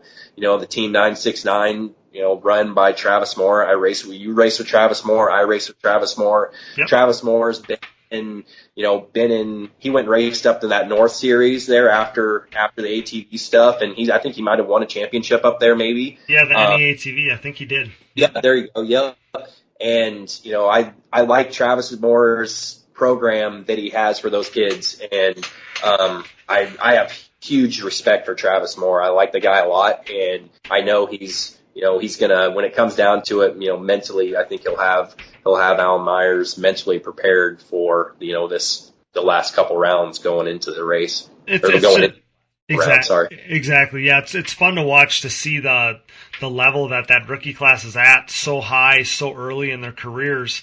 Like the 2 rookies getting podiums already. I mean, I can't imagine getting a podium ever, let alone getting it as a rookie. Can you imagine if we would have got one? You know what I mean? I don't even know. I don't even know. Exactly. Yeah.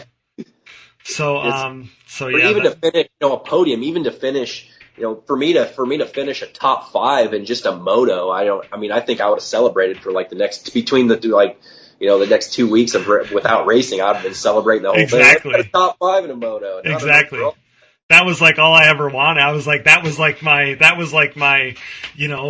I don't know, my big possible goal, was something like that. So yeah, crazy. It'd be a lot of fun to watch. We got battles going on all over the place. So I have a question for you. Who knows how many years into the future we're talking here, but who do you think will be the next pro champion other than Chad Wienen or Joel Hetrick? Oh, that's a tough question. I know.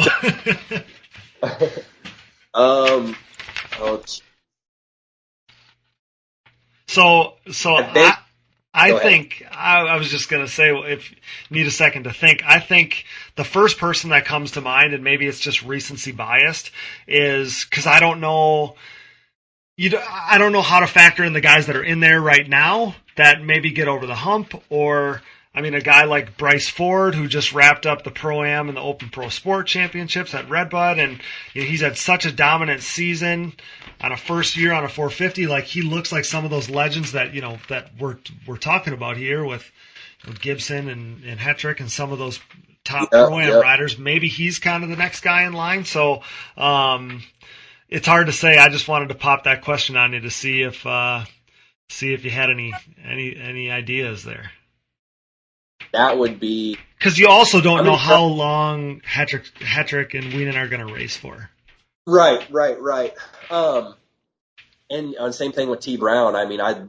T. Brown or Rastrelli, those guys, I'm going to have to, those guys, if anybody else deserves it, it's one of those two for sure, because, or not, not saying in futures come, but I'll get to that question, but counting those guys have put in as much work as anybody else, as Chad and Joel, and they're always right there. They can win motos. They just never seem to put it together to take an overall, I guess, or take a championship or be in that championship, contention. It seems like they started out this year was kind of like tight there for a little while, and then it seems to stretch out. I'd love to see, one of those guys put it together one year.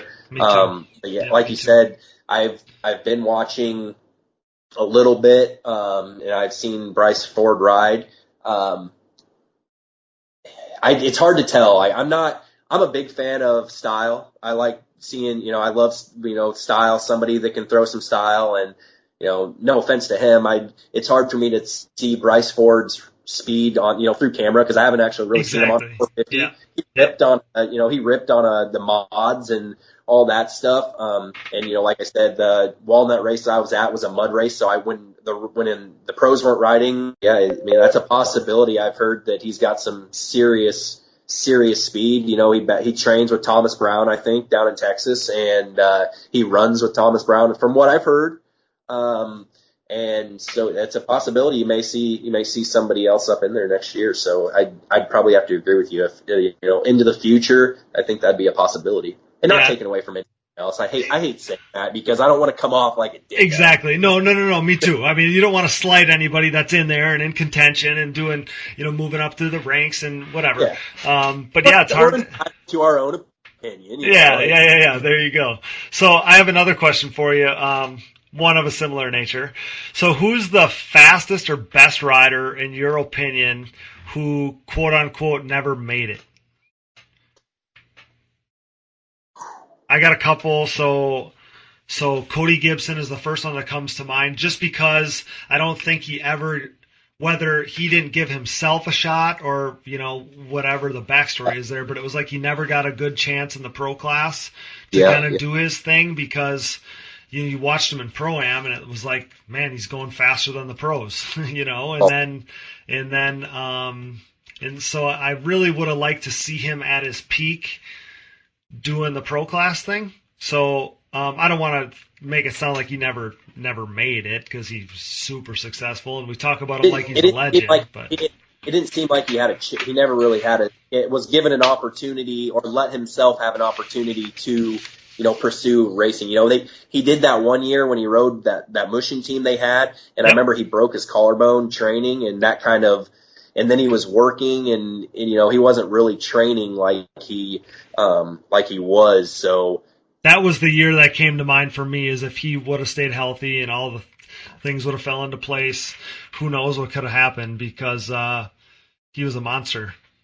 Oh my God, he was a freak. It was just like, I remember seeing him in the A class and how tiny he was. And then when he rode, then he gets on a Walsh Kawasaki, and I don't know if you were there or not, but I remember Pell City, Alabama, in Pro-Am, Walsh, it was a Monster Energy Kawasaki, Walsh Kawasaki. Walsh had it all tricked out. You know how Walsh does it. Those guys are. Yeah. When they put their time into something like a program like that, it was the best of the best. And when they rolled that Kawasaki out and he was rolling up to the line, it had like a candy apple orange Walsh A-arms on it. It was all lowered, custom. It was trick. And I remember the sound of that Kawasaki, of him going around the track, and there was like a long sweeping turn that was just whooped out, crazy. And I was standing there, and he'd come around. I don't know how big of a lead he had on everybody else. And I remember he came around there wide open, and the bike started dancing around. And at one point he was headed right for me, and the bike was turned right for me, and then he got it corrected. But that whole scenario that it went through, he never lifted off the throttle that whole time. And I mean, I would say, like him. Who else did you have? So the one other guy that I had on my list was Chase Snap, because he only got beat by Joel by 4 points for Rookie of the Year that first year. He had multiple podiums in his rookie year there, the same year as Joel in 2011, and then that was it. There was no sophomore season for him. He was mixing it up with the top guys, and I remember seeing on like some of those ATV 24/7 videos, and they were like covering him like he's at the front of the pack and stuff, and that was it. There was no sophomore season. He was done. He beat Joel. Him and Joel exchanged, like he took a Pro-Am championship that one year, and then Joel took a Pro-Am championship. I think Joel took Pro-Am Unlimited and Chase took Pro-Am Production, because Joel blew a motor at one. And I remember his dad telling me, I remember Rich telling me that Joel came in and they had a mechanic at the time. They were paying like a factory Kawasaki mechanic, and Joel comes on the track and saying there was something didn't sound right in the motor. And their mechanic worked on it, rode it around, said, no, it's fine. Everything sounds fine. Just trust me on this. And then Joel went out the next moto and DNF. The motor blew up. And I think that was, and somebody can quote me if I'm wrong, if I'm saying, but I'm pretty sure that's what cost him that Pro-Am Production Championship. But yes, I forgot about Chase Snap, dude. He ripped, and he had Darren, what was that mechanic's name? Darren Thomas was the mechanic for Sand Corey. And, man, I remember Chase was on a Can-Am, and he podiumed. Didn't he podium? No, he didn't, because I think he threw a chain or something at Loretta's when he was leading. I think he was leading. Yeah, you're exactly right. And that obviously impacted that Rookie of the Year race, because in my mind, I thought, man, I'm pretty sure that he beat Joel out for Rookie of the Year, and that wasn't the case. Joel got it, but yeah, I just remember him being like a monster and being so much stronger in that rookie season than I expected him to be. So yeah. So that would have been 2011, right? Yeah, 2011 was their rookie years, and then 2010 is when them two went back and forth. Exactly. Yep, you're exactly right. So I would have liked to have seen kind of what happened after that, if he would have stuck with it. I don't even know what happened. I don't know what happened to him and why he wasn't in it anymore. But, you got to believe. You look at the guys he was competing with then and then where they are now. If he would have still been in it, he would have been right at that front pack, obviously. I think it came down, who knows? could be wrong, but I would just say I think it came down to not necessarily a money issue, but just like, people, I remember back then, like people just kind of stepping away because they were just like, we don't see anything going with the sport. We're spending all this money. Did they have the money to do it? I'm sure they did. Yeah. They could probably have to run a full program, but they didn't. I bet they didn't feel like they were getting anything out of it in return. There was no factory support at the time, and still not any factory support for the most part. So I think that's probably why Chase stepped away from it. And yeah, man, I forgot about it. I didn't even think about him, dude. He ripped. His brother was fast too, but Chase was. I remember they were on Suzuki's and Pro-Am, when he ran Pro-Am, Yep. And then he went to Can-Am because I think he was getting a little bit of support from Can-Am, dude. Yeah, Chase Snap rolled out, no doubt. Yeah, I forgot. Those are good ones. Those are tough ones right there. Just because they both showed speed to where they could run, they could run up front. That's my point. Is I think it would have been fun to see where they could take it. Yeah. So they obviously had accolades. They got things that they accomplished, but would like to see where it could have taken them. So those are my questions. I have a few. I have a few from some fans here. I got a bunch of them this week. So we'll give you a few here. So your buddy Tyler Davis, he asks, what's your favorite bike that you ever rode? Root River, your own builds, or something else?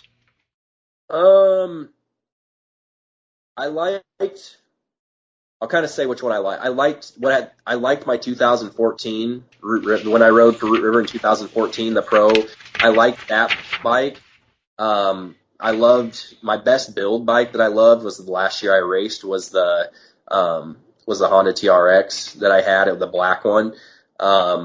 It had the Walsh so sick. Yeah. I love that bike, and I remember when I built it out of my trailer down at Greg Pafford's house, and that's what I did. I mean, I was the only one staying down at Pafford's that year, and I was by myself. And I remember just every night I just assemble it, work on it a little bit each night, and I got it done. And Greg's son Alex, he used to race. He was like, he was into taking photography and stuff, and he's like, bring that thing up. We took it up to the house, we took pictures and stuff of it, and that was probably my favorite build. It had the Walsh lowering kit and stuff on it, which I wish I wouldn't have had on there. It's great for people that are smaller, but I'm 6'1", and it handled awesome, but it was small for me. I just felt like I'd had to crouch for a lot more. So I agree. You're a little taller than me, but yeah, same thing. I can't do the lowering kit thing because it just doesn't fit me though. Yeah, it turned. I did get the opportunity. I did ride one of Wienen's quads when I used to go up and went to ride with him. And I've rode Hetrick's practice bikes, but Hetrick's rough on his practice bikes. At least the one that I rode on, it was pretty. It turned, but like Hetrick's a small kid, small dude. And so his bars are small. He's got the lowering kit. So that I felt like I was on a TRX 90 riding that, but it was fast. But I got to ride one of Wienen's Yamahas at his house, and dude, that thing was wicked how it planted to the ground, the power, the torque, everything was smooth on it, and it turned. It was crazy. I mean, I didn't get too wild on hitting jumps and stuff just because Wienen runs his bars a little bit different than I do. I don't know, it was weird riding it, but I would say my favorite bike was probably that one I raced in 2017, probably. I thought that might be the one you picked, just because even from the outside, that thing looks so cool. Yeah, I liked it, and I'm sure, like I said, the lowering kit didn't really fit me that well. I wish I would have went away from it, but yeah, that was definitely a cool bike. So no, I've always loved when I started building my own stuff. And, I mean, I kind of fell in love with all of them that were always, just because that was when I bought a Rich Richmeyer quad, and that's what a Rich 17 quad, that's what he did. He built them and, assembled them and stuff. So for me to, see him doing that, and like he'd tear my stuff down every year and rebuild it for me and do all that. And, we'd change the colors and everything up on it. So then once I started doing that myself and in my own garage, of course I had a little man cave stuff set up here at the house, and that's what I went out and did at night when we get the kids to bed. And go out and work on the quads. And I don't know, it was awesome to be able to know that I put my time into it. This is how I wanted it. And yeah, so that was probably one of my favorite ones. Isn't that funny how that changes over time when you go from not wrenching on anything, not wanting anything to do with it, you just want to ride it, and then by the end you take pride in you working on your own stuff, building your own stuff, keeping your own stuff running. Yeah, that's the crazy thing is how my like I said, my mechanic skills have come so far to where and that's like I have so much passion still for like the sport, to where like that I would love to, if I was able to make it work, I'd love to, be a mechanic for somebody, or, do it that way. That's why I just love it. I love being out in the garage and wrenching on them. And I don't even have any quads anymore. I ended up selling my last one. I wish I wouldn't have, because I had intentions of building one. And of course now I haven't gotten around to building one. I have the 90 that the kids and I rip around out here. And, but yeah, I love wrenching on, being able to be out in the garage and, turn some wrenches and have one sitting there and everything. It's awesome. I miss it. Yeah, I could tell the exact same story, and same thing. I didn't used to like it at all, wanted nothing to do with the wrenching, and now that's just part of it for me, and I totally enjoy it. So yeah, that was one question. I got one more from Blaine in Indiana, and he wants to know when you're bringing Donnie back, because everybody's missing him. Dude, I've been getting a lot of questions about that, about the whole Donnie thing, and I don't know when Donnie will be back. We haven't. It's been a while since Donnie's been around. That actually started when I broke my collarbone. That's how the whole Donnie thing kind of went, and then all of a sudden it took off to where it was, Rip It Up Films was coming over to the trailer like, hey man, you want to get Donnie out? And like, I guess we'll bring him out. So I don't know. Maybe you'll see. Maybe Donnie will come out sometime here. We'll see. Okay. Well, you got people asking, so yeah. So yeah, before I let you go, you got any bold predictions or hot takes heading into Loretta's here? Oh. And it doesn't even have to be with the front crew. It can be anything. Anything. You got any bold predictions? We got Gennusa coming up next on the show, and when we were prepping for you and I, when we were prepping for this segment, when we were talking about it, even before Redbud, you said that you were kind of pulling for him, and now he got his first podium, and maybe he could do it again. Yeah, I was pulling for Gennusa because Gennusa works his butt off, and Gennusa's a straight up athlete, man. He trains hard, he works hard, and he's coming from at this time, this point in time, he's doing what you're doing, man. He's doing it out of his own pocket, and doing his own thing, has his own program going, and he deserves it. And I was pumped for him to get on the box at Redbud. So yeah, I would go with Gennusa to be up there. I'd like to see, let Chad and Joel, do their thing or whatever. But I'd like to see Rastrelli, maybe rebound from a couple of bad races that he's had. I'm sure he's mentally exhausted with what's going on right now with him. So it'd be nice to see him, maybe come out swinging with something, and leave Loretta's. Granted, it's not the last race, but leave Loretta's with by taking a breath and saying okay, we're better, we're going through something. I'd like to see him do that, but yeah, it'd be nice to see Gennusa back up there too, because, he deserves it. Kid works hard. I like Gennusa a lot. And, so yeah, I thought he rode awesome. Very, very consistent at Redbud's tough, man. You know how it is. It's rough and it was hot, and, that's, like I said, Gennusa's fit. Gennusa can run in that heat, and that's what it's going to come down to at Loretta's. If it doesn't rain, man, it's going to be hot and humid. I've been watching the dirt bikes all week long at work. I just got it pulled up on my computer, and watch it when I can. And they're talking. It's been 90s with high humidity there. So that's typical. It's going to be that way. Yeah, it is. So all you racers start hydrating, because it's going to be a hell of a show. Yeah. It's Gennusa. Who you go for? Who you think? Oh my gosh, I don't know. I can't pick the front two because it's so close to call, But just like you, I was really happy to see Gennusa get up there because he's been so close so many times. I was happy to see him get over the hump, and I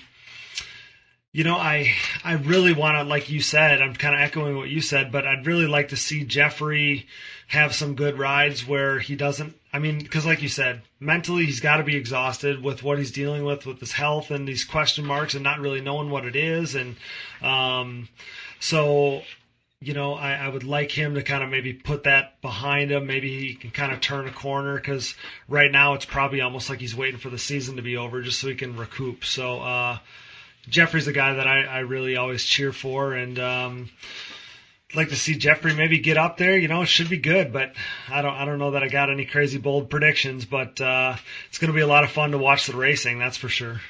Yeah, and it's going to be. I don't know. I would like to say that maybe some of the rookies could kind of get some pull some starts and get up there and run. But Loretta's is a weird track, really. I mean, I think it's gonna separate. I think you're going to see, Chad and Joel probably, if them two get a start, if Chad and Joel get a start, they're going to pull, they're going to pull away. So maybe see somebody else try to get a start to kind of keep things, keep everybody together and, make everybody work for it. It'd be great to see Thomas Brown get up there, pull a start and, maybe, take a moto win or, take an overall too. He's done it. He's done it there. I know. The front flip. He did a front flip too. Yeah. That was just icing on the cake, making it a little harder on me. But yeah, it'd be. I want to see everybody mixing it up, man. That's kind of what that's what I love about the racing. Obviously those guys are on another level, Chad and Joel, and it'd be nice to see them. To see some other guys get up in there, just kind of, mix it up with the points a little bit. Just, no DNFs. Don't see anybody breaking. Let's just see some hard, fought racing of, dicing it out.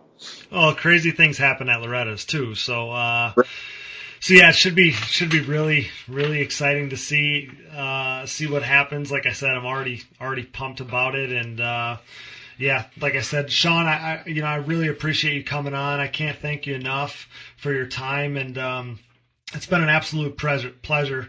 Like I said, it was awesome to recount, the battles that we had and talk about racing now. I respect the shit out of you, and like I said, you're always welcome back on the show because, like I said, it was a pleasure. Heck yeah! Next time we get some more time and talk some. I could go on for hours talking ATV motocross. So anytime, man, I'm always down to talk ATV motocross. Well, that sounds great. Like I said, thanks again for coming on, and come back soon. What an awesome interview there. Loved racing with that guy. It was great to not only hear Sean's story and his view on things, but also hear about some of the realities and struggles of competing against the world's best. I went through that same grind, and fantastic insight there. So going from an awesome rider and an overall good dude to all the great people that make this show possible, let's hear a word from our sponsors before we hear from our featured guest.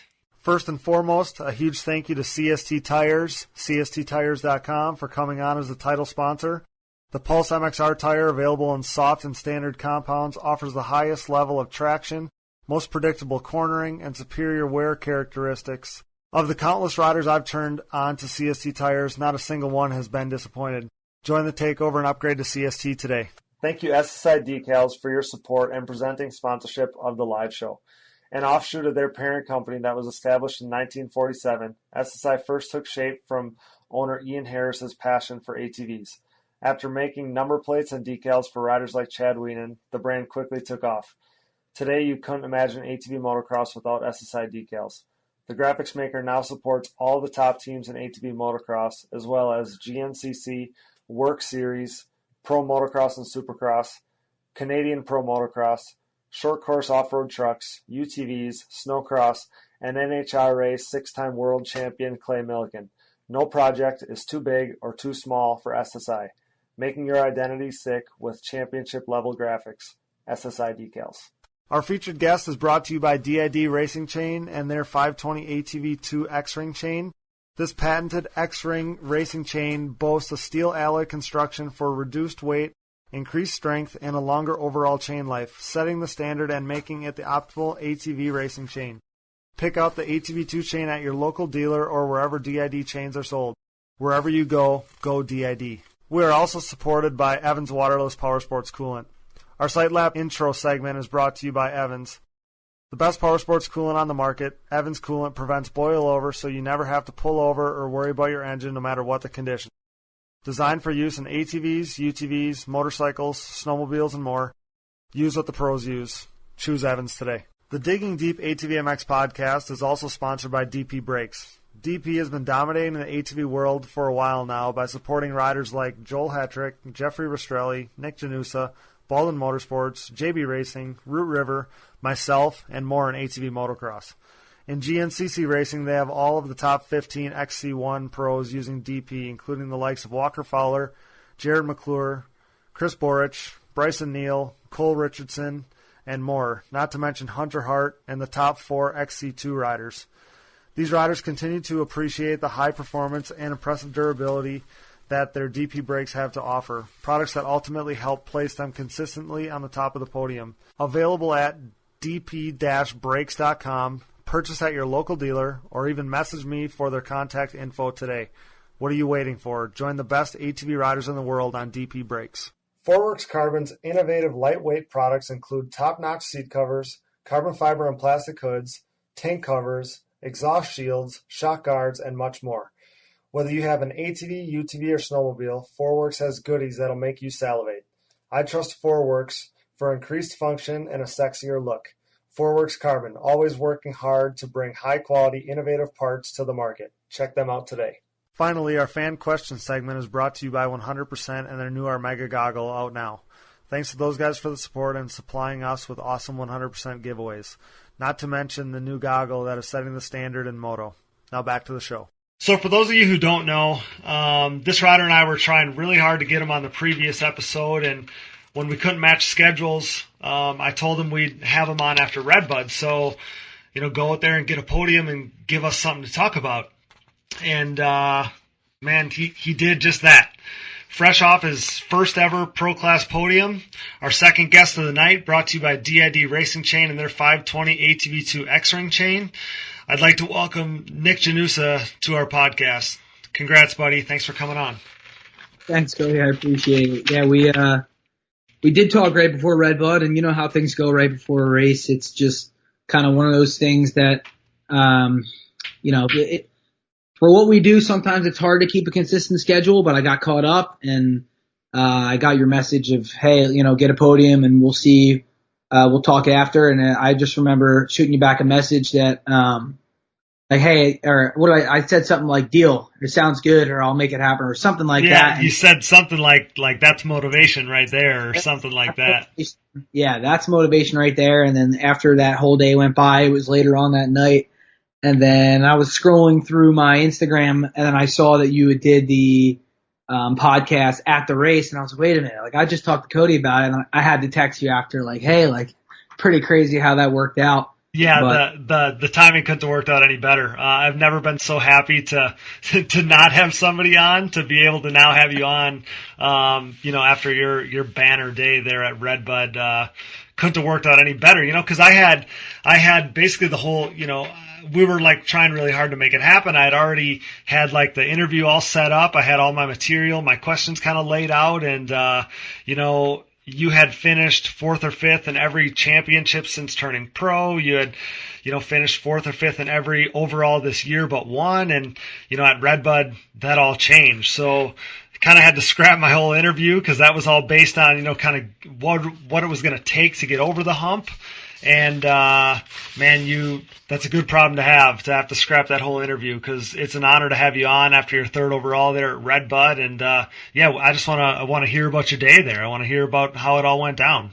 Yeah, no, I'm glad you would recognize that, and I appreciate it, and thank you for it, because right before Redbud, you would put that post out, about all the 4ths and 5ths. And again, I do appreciate that you recognize it, because it's something that has kind of eaten at me for a while. It's you work so hard at something for so many years, and then you come up short so many times. It's like you're trying to, grab onto a basketball hoop for like so many years, like a couple times, and you can't get it, and then sometimes you touch it but your hand slips, and it's like so frustrating. And it's like the feeling right now is like a big weight off my shoulders. Like as soon as I got back home, it kind of just felt like just a big relief, like a big weight off my shoulders. But anyway, through the whole day, if I've learned anything in the 5 years of racing pro class, it's pretty much just trying to be consistent throughout the day. And I told my dad after the race, I personally feel like I've put together better race days than Redbud. Granted, I had Chad who broke that chain, but that's part of racing. I scored enough points in the day. There's been plenty of races where, like even this year, I got third in the first moto at Ironman, and the second moto I was in fourth, and I threw it away myself. It was a rain race, and I came over an inside single and went sideways and popped off my bike, and that was just something like getting back on the bike and starting it in the rain. It was like, man, like this was it. Like I had it in the bag, and I am like never one to really make a mistake like that come off my bike, and it's like stuff like that happens when you least expect it. But like my point is, it's like when you putting a podium together is 2 motos. It's not one. I've had plenty of great 1 motos. I've had a couple of thirds in motos. The hardest thing in pro class, and I'm not trying to give myself credit. Like I'm giving everybody else credit for making it this hard on me.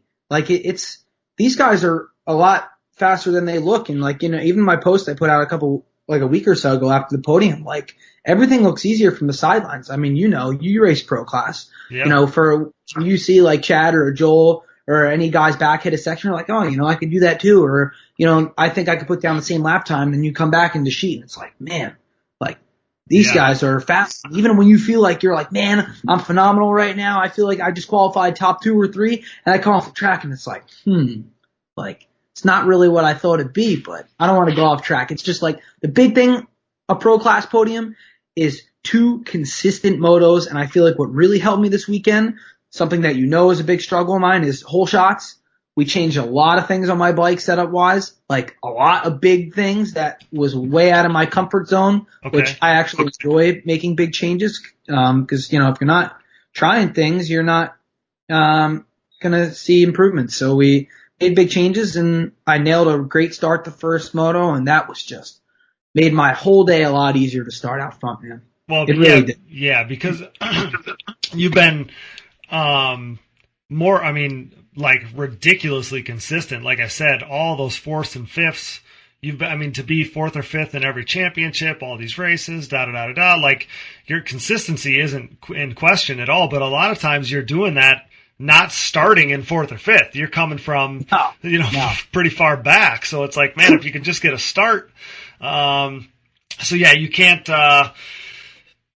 anytime you can get a start up there like that, it just makes your job so much easier. And, I was so pumped to see it, turn into a podium. And I was going to ask you what the difference was about that day, relative in comparison to all those other days where you were so close. But, like you said, it might be as simple as getting a good start like that and just making your job a little bit easier. Yeah. Man, getting a good start. So what you said, like a lot of the times I've gotten to 4th or 5th, I sure as heck didn't start there. I started in the back, and man, every track I've had to come through the back of the pack, and even on like the hardest tracks to pass, I still found my way up towards the front. And I feel like I have the top like 3-4 guy speed, but I don't have the top 3-4 guy hole shots. And I know that I'm as fast as those guys, but when you're not starting up with those guys, you can't show it. You're exactly right. Yeah. My difference on the whole day of 2 consistent motos, my second start wasn't very good. I think I took off in like 7th or 8th. No, probably like 7th. The biggest thing is I didn't run into any problems. And even though previous races I get a 4th or 5th, there's still problems that people don't see. And it's where I got hung up behind this guy for 2-3 laps, or I started back more positions. And when I say problems, it's like I didn't get stuck. I didn't go off the track. And there's a lot of problems that people don't see. I ran into one in the second moto, which really almost ruined my day. And it was right before Oraco's leap. And Parker Worko was in front of me. Nothing wrong he did, but his bike blew up in the rut. And if you rode Redbud, yeah, those ruts were so deep. There was no getting out of them. We were on the inside rut before Oraco's leap, and they had walls on both sides of us. And I was right on him, and his bike died. And I'm like, I have nowhere to go. And I somehow, don't even ask me how, got out of it, the rut, barely. And, well, I was like stopped with it. And I up past my he was rolling really good. And then I caught up to Rastrelli. I was all over I just couldn't even get around him that second moto. I knew I didn't need to, but I really wanted that third. Part of racing is it's really important to know where the other guys finished the first moto. I was ahead of Jeffrey the first moto by 1 or 2 positions, and then he had blown up or something. In the second moto, I caught up to him from a couple positions back, and I really wanted to pass him. Tell you what, I could not get around him, and he rode smart. He wasn't letting me have it. The roost was really bad, but one of those things, like a part of Nick Gennusa was consistency, and it's like, you know what, man? I have this podium. Like, as much as I want to get a 4-3, because I know I can get third and get around him, I'm not telling you that I didn't try. I was absolutely trying to get around him, but like that extra little 5%, like, because consistency goes a long way. Just like take the fourth, you have it, and accept this and move on and get this out of the way. It's kind of what I thought. Yeah, and maybe kind of having that race kind of going on maybe kept you in the race mindset instead of thinking about that podium, right? Like it wasn't just weighing on you. It was you're kind of racing like normal and, hope it turns into a podium. I could go back to 2 races. It's awesome that you say that because I know one last year was like first moto, last year at Loretta's. Last year at Loretta's, I tied Joel for points on the day because he had a problem. And we tied him points for the podium, but he had the better second moto. And I had Jeffrey Rastrelli ahead of me the first moto, and it's like I was in 5th, and I was right behind him in 4th, and I didn't get him. Like, I'll be fine. But that's the difference is you can't wait. If you think you got to make the pass, because pro class is points per moto, you got to make the pass. Like, it's one of those things that, and it crossed my mind a lot in that race at Redbud, the second moto. It's like, I'm 99% sure I have a podium, but I've seen some wild stuff happen in this class. Yep. Like even Joel at Illinois, a 1st and a 10th, and he winded up as a 2nd overall. Like I've seen some wild results, and to me it's like, don't worry about it. Go for as many positions as you can. And that's what I was going for. But I couldn't see how he was going to beat me with the DNF the first moto, and I was 1 position behind him. But yeah, anyway. I can't, you've been so close so many times. I have to believe that made the accomplishment when you did get up on the box like that much sweeter. It was just like, man, I don't know how to explain it. For someone like me that I feel like I'm definitely a great rider, it just to come up short for that many years, and then people after the race and the past week, like they look at me and call me and message me, you never got a podium before? Like this is your first one? And I'm like, yeah, it's I've been close because they always see my name up there, but they didn't put 2 and 2 together that I've not like I've been up there, but not overall moto or overall up there. Yeah. And it's just it's been eating at me alive, and I don't know, some people might see it, but it's been a very frustrating last 2 years for me. Just off the track, and it was just when I was standing up there, it's like, man, like I can go to sleep tonight knowing that like this big thing that I've wanted for so long, like I've done it. And I wonder what it was going to be like after, like, is it going to be, am I going to give up, or am I not give up, but am I going to like try, like not work as hard, or I'm going to work harder? And it's like, I came back home and it's like, man, like I'm even hungrier now. It's crazy because like I want to show people I can do it again, but a lot of stuff's got to happen. Now you tasted it. Yeah. Now you tasted it and it's like, you want to get back, I'm sure. So yeah, and speaking of being close, like there was that race at Loretta's, right? 17, right? Where you were second moto, you were behind Chad, and you led for a little while, you were behind Chad, and you made a mistake at the end, and that was another one where you were so close and just a mistake cost you. Yeah, man. I know all these races. It's crazy because I can go back stuff and remember it like it was yesterday. Race wise, not everything, but Right. yeah, fourth that first moto 2 years ago at Loretta. Second moto, got the whole shot. Made a small mistake in the beginning. Chad passed me. Rode second the whole race. We had about 4 or 5 laps left. It was Joel's championship race. He was behind me. Thomas Brown passed him because Joel was riding very conservative. Thomas started to reel me in. Could I have held him off? I don't know. You know, it's one of those things that were like, I sure know how to stay ahead of people and block, but at the same time, I fell off that day, and I'll be the first one to say it. I had really bad arm pump, and it was just one of those things where it got to me, and I couldn't even hold on to my bike, and I came through a corner, and instead of having that 80 to 100% strength during a race, man, I probably had 30. And I came through and hit a square edge, and my hand blew off the handlebar, and I went over the bars. It's just like, man, like last race of the year and blew it. It's so much harder than people think it is, like to just have 2 good races in one day. That's the biggest thing. Yeah, the pro class in general. I mean, I say on pretty much like every podcast I've done so far, like you can't explain to somebody how hard the pro class is. It's just, Yeah. and it's not like you can look at the lap times and say, well, I'd finish wherever. I'm, this close. It's like, it's just so much different. The class is so fast. So, yeah, like I said, you were so close to that day, and but maybe you can exercise some demons down there, and grab a podium this weekend. Like I said, you got that taste, and now it's kind of just like, you want to do whatever you can to get back there.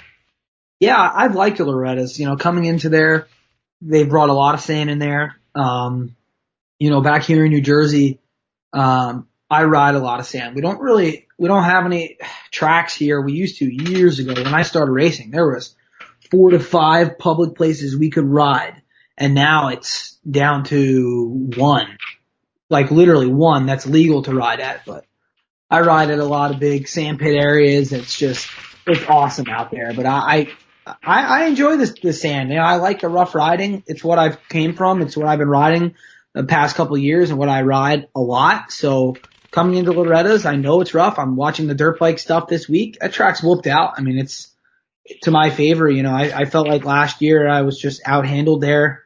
Yamaha to Honda is just big difference in handling, and I have a lot more confidence going to these rough tracks on a bike that handles better, in my opinion. So, I'm loving the switchback. It's just, I got nothing but positive vibes going forward, especially towards Loretta's. Yeah, I was gonna ask you about that. About the switch from Honda to Yamaha. You had kind of played musical chairs with a bunch of different bikes over the last handful of years, and I thought maybe originally you had made that switch back to Yamaha, maybe because of the stock Premier thing or whatever. But what motivated you to make that switch back to Yamaha?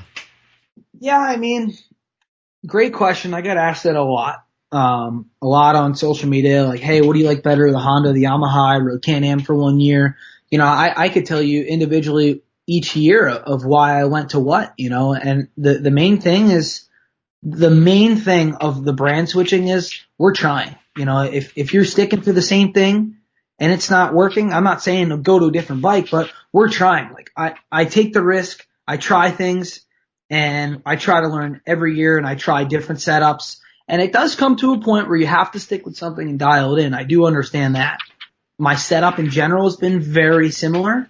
The power on the Honda and Yamaha is very different, and I feel like, honestly, I had said something to somebody recently, and I know it's wild to say, but I feel like if I had to ride 1 race Honda, 1 race Yamaha, 1-1 all year, switch bike, I feel like I could still finish how I finished. Like, I'm so comfortable on both bikes that it kind of doesn't matter to me. So, to your question, why I switched back to a Yamaha this year, as you know, but some people might not know, they don't make the TRX 450 anymore. The last year they made it was 2014.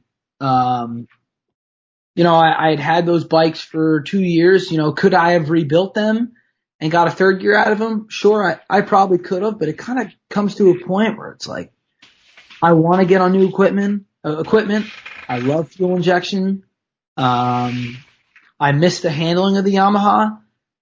We run different throttle bodies now. When I used to race Yamaha, I ran a stock throttle body, and we're getting more power out of my Yamaha now than I ever had out of my Hondas, which is, whether people believe that or not, I mean, I know for a fact we do, but the power is just different. It hits in different spots, and it's hard to get used to. You're changing gearing, you're changing this and that. And this year, the Yamaha was to get on new equipment, get back on the fuel injection, which I love, the consistency because it runs the same the whole moto, even in the heat, and you can go and get a brand new bike in a dealership. I'm just go get equipment, and Yamaha backs the sport. They back Chad, not me so much, but that it's always up for grabs in the future. I feel like if they're sponsoring Chad, who knows how much longer he'll race. He could race another year. He could race another 8 years. I have no idea. But, I know that eventually the torch has to get passed on, and it's good to get in early. And that's kind of just like how I look at it. Like, I'm going to go where the support is for the future and try to present myself now for it. And don't get me wrong. I love the bike. I'm happy I made the switch. I'm going to stick with it. As of right now, I'm definitely staying on a Yamaha again, but you know how things go. Things change. Things can change in a week or two at the most random times, but I would tell you 99% I'm going to be on one again. Yeah, I'm all for supporting a brand like that that's supporting the sport. I've told people countless amount of times, if it wasn't for having, for me personally having, all the extra parts and stuff that I have, I'd love to ride a Yamaha. I'd love to support Yamaha. Even every year, that bike gets better and better. It comes with, suspension keeps getting better and better. It comes with a slipper clutch now and this, that, and the other thing. I mean, the bike is a legit race style bike from the factory. I'm all for that. So, yeah. It's awesome. It's really cool to see you back riding the blue bike and that it's going so well. And no matter what people say, they can't argue with your results. So the results have been good, and you got over that hump and got that podium. And one thing's for sure is those CST tires helped you out for sure too to get up there because man, those tires are so damn good. How good are they? I can't even explain people. It's crazy because there's some products where I'm really stuck in my ways, and regardless of the brand switch, I was always on Maxxis tires. And man, it was coming into 2018. I saw Thomas had a great year on it because he ran him all the way. He ran him in 17, and he had a great year. And I was talking to those guys a little bit, and I went to the switch them. They sent me a couple test sets, and I'll tell you what, man, they were phenomenal. I love how they offer two different compounds. Yep. And I know last year, it's no secret. I could tell people, because you could see it on my bike. Last year I ran the hard compound all year. And the hard compound is the rear tires only. The fronts are only one. Yep. So this year, actually, every single race I run the soft ones now, regardless of the track. And I feel like it's helped, because, for a sand track, you'd think that, hey, I want to go to a harder tire that doesn't flex as much. But when you really look at the, in quotes, sand tracks we go to, like a Redbud, I could point out half the sections that were dry slick there. Exactly. You're exactly right. And we're on quads, we're on dirt bikes. So, yep. Regardless of the sand, deep down on those ruts where we're gripping is hard. Oh, there's always a hard base. Yeah. If someone can get the soft tires every race for the rears, I'd be going for that. That's just how I look at it. So you and I started running CST at the same time, and yep. I swear by them. I think I talk them up so much that people don't even believe me. And so it was cool for CST to come on and support my podcast here, but I knew I had the chance to mention it to you. And like I said, I swear by them. And it's funny now that you're running the soft compound because that's all I've ever ran. I ran the hard ones at the beginning to try them, and I've been on the soft ones ever since. And I'm the same way. I don't even ever think about it. The soft compound is what I run, and it's not like some other brands where the soft compound was like, almost like a higher dollar version because the price point's exactly the same. It's just whatever you prefer. So I was going to ask you, that was literally my next question in line was what compound are you running in the rear, the soft or the hard? And the green, the softies, on my practice bikes, I run the red, the hard ones, because I could put so much time on them and I don't change them, man. Like I put 4 times the amount of time on a practice bike and the tread is like still like awesome. I know. Yeah. Don't get me wrong, they're great, but I just do it for the longevity of the tire on the practice bikes instead of changing them. But even the soft compound, I can't imagine, or I can't believe how they hold up. But there's so much traction. They're so soft, but they hold up. It doesn't even make sense. Thomas Brown's going great on them. I'm doing pretty well on them. It's no secret. It's an absolute capable tire of doing very well and winning. And the top guys in the pro class can run it. It's very capable. And again, there's some things that I don't like to switch. Like the little things that I know that you can bring quad to quad, certain rims, certain tires, my handlebars, my brakes, everything. Some things I don't like to change. And the tires was big. It really was big for me. And I was just nothing but happy with it. So it might have been the same for you, but I was the same way in that I never even considered any other tire because I didn't think anything could compete with all the years like you and I ran Maxxis. I thought that was really kind of the only option. And I'm completely blown away by the CST too. So it was cool to hear you talk about that. And so I'm a firm believer. So they're awesome. I think if people are out there, even if they're not at the racetrack, they have an awesome website, super simple to order from. I mean, you couldn't ask for like an easier way to do it. I got the rider Cesar Jimenez are on my team. He's running them. He loves them. I know he does. I got him to switch to them. Just anybody that I've gotten to try them, I've heard nothing but positive things back. Exactly. So in my promo or my little ad that I've made for the podcast here, I don't know how to word it correctly, but yeah, every single person that I've had try the tire. Quote it from what I say. Exactly. Sticks with the tire. So I've heard nothing but positive things. Exactly. 100% approval rate. So the next thing I want to touch on is your fitness. We both are athletes for the program, and I can just look at you. Anybody can look at you and know that fitness is a strength of yours. Sure, it's one of those things. I'll be honest with you, man. Like, I hate physical training, like doing it, but I can't go a day without it. Like there's will be a one day that goes by and I'll not like I just like can't sit still. I'm like one of those people like I gotta be doing something. Especially this past year, I had a 250 dirt bike that I would train on a lot, but it was really cool to have for a little while, but I wouldn't really ride it very much. You'll see where I'm going with this. And I would only ride it like here and there. And I'm looking at this thing in like November, December, and I'm like, man, like how many times did I use this thing? It was like I rode it 2 or 3 times that entire year. I sold the dirt bike, got my couple $1,000s back, and it was like whatever, $4,000, and I put $4,000 into my home gym, and I bought and I already had kind of like a half gym, but I went even more of like I'm going to put more hours in this gym than I did on that dirt bike, and I know that was a huge key to this year. It's just like, you could buy all the fancy equipment, but if you're not using it, it's not doing anything. But Absolutely. I knew I've got all this stuff, and I have a cool setup for me, for in our basement in this area. It's packed with like if any motocross guy saw it, to be like, this is all I need. Everything right here. I've seen some of your pictures. Yeah. Yeah. I haven't put any up recently, but it's everything somebody would really want. Like I really don't have what I wouldn't want. And I put time down there every single day. Fitness, I know I will never say that it was never a problem of mine, but it's never I never felt throughout my career that I didn't work.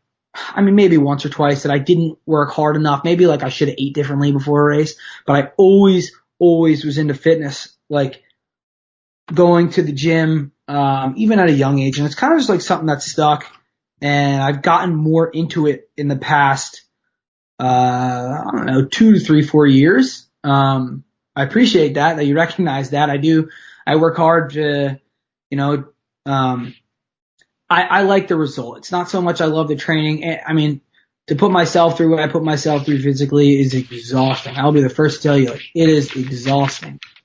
It takes a toll on your body, but man, do you feel good when you're done? You can walk around confident and walk around like you know you're ready. Or like when you show up at the line or you show up at the gate, right? Like knowing you put in all the work behind the scenes, there's no substitute for that. You either did it or you didn't.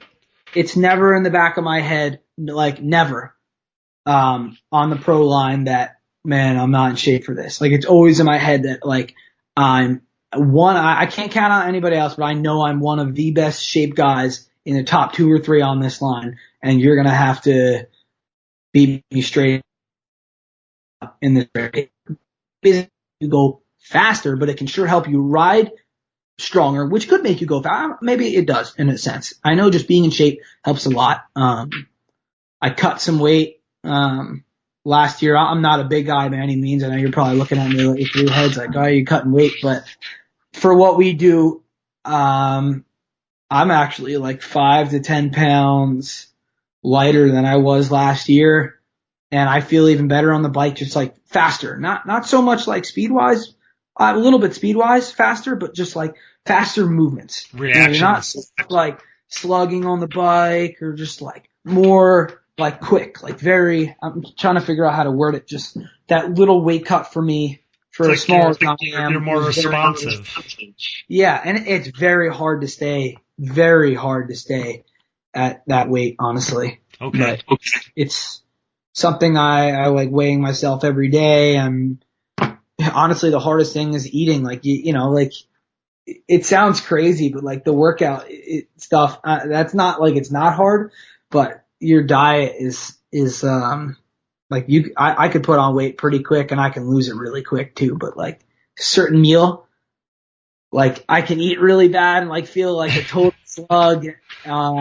But I've been a lot better this year with eating, especially weeks before races and stuff. Don't get me wrong. Right after a race, I'll eat whatever I want, but you know, eating clean is very important. Just, you know, it's a lot that's been different for me this year, which I like. Sure. So in a kind of like a similar, on a similar topic, I recently recorded an episode with Dom from the program, and that'll be dropping soon. But one thing that he had mentioned when we were talking about you is your consistency, and it's almost like you're so consistent. It's almost like to a fault where, you know, where it's almost hard for you to break out of that consistent. It's hard for you to kind of like push your level, right? Like kind of like that, you know, that pushing your all out speed. Is that something that you kind of work on, or do you recognize that as something you have a hard time doing, is going all out? You know, something that I catch myself, and this will be like very straightforward, like something I catch myself doing a lot is getting caught in my comfort zone. And that's like in speed or training. And it's like, for the level we're at, like you have to constantly improve. And that I would say is the hardest part to come out of that. And for exactly what you just said, like the consistency, like I don't want people to think that, you know, it's just been fourths or fifths, which it has been, but the work hasn't been just fourths or fifths. Like I know that I've worked harder and differently every single year. And it's like that's the whole part. That's really what ate me alive. It's just like that one of the things, not so much to people, but I know a lot of people think that it's like, you know, this kid's not doing anything different. He's just staying where he is. You know, he's not even trying. That's so not what that is. I'm giving credit to the people I race with that these guys are stepping their game up as well. So I know I've gotten better, but the results have kind of stayed the same throughout the top guys because every single one of us gets better every year. Absolutely. And that's really, you have to come out of your comfort zone and more. And that's the hard part. And that's the true professional ATV motocross racer, of a consistent person that's been up there for years. Of like, you have to know like really what it takes. Like, there's people that have great one races or great 1 years, but do it for a lot of years. And I don't want to stay where I am. I want to go further, and I know that's going to require, every next level of your life or whatever you do requires a different you, and that's something, again, that comfort zone is something that's got to be a different you, and you've got to come out of it. And it's scary. It's scary to ride at a different speed you're not comfortable with, and you've got to get comfortable with being uncomfortable. Absolutely. And that is not very easy.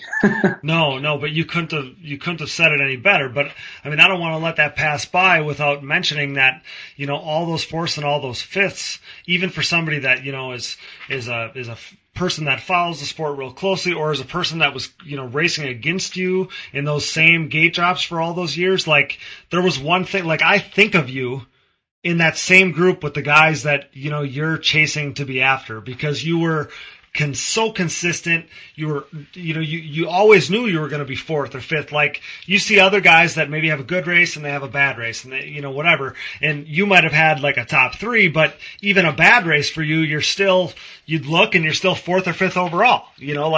So I just don't want to let you go by without giving yourself credit, because from a competitor, from a fan, I like the way you go about your business and being so consistent and being so professional. I give you so much credit.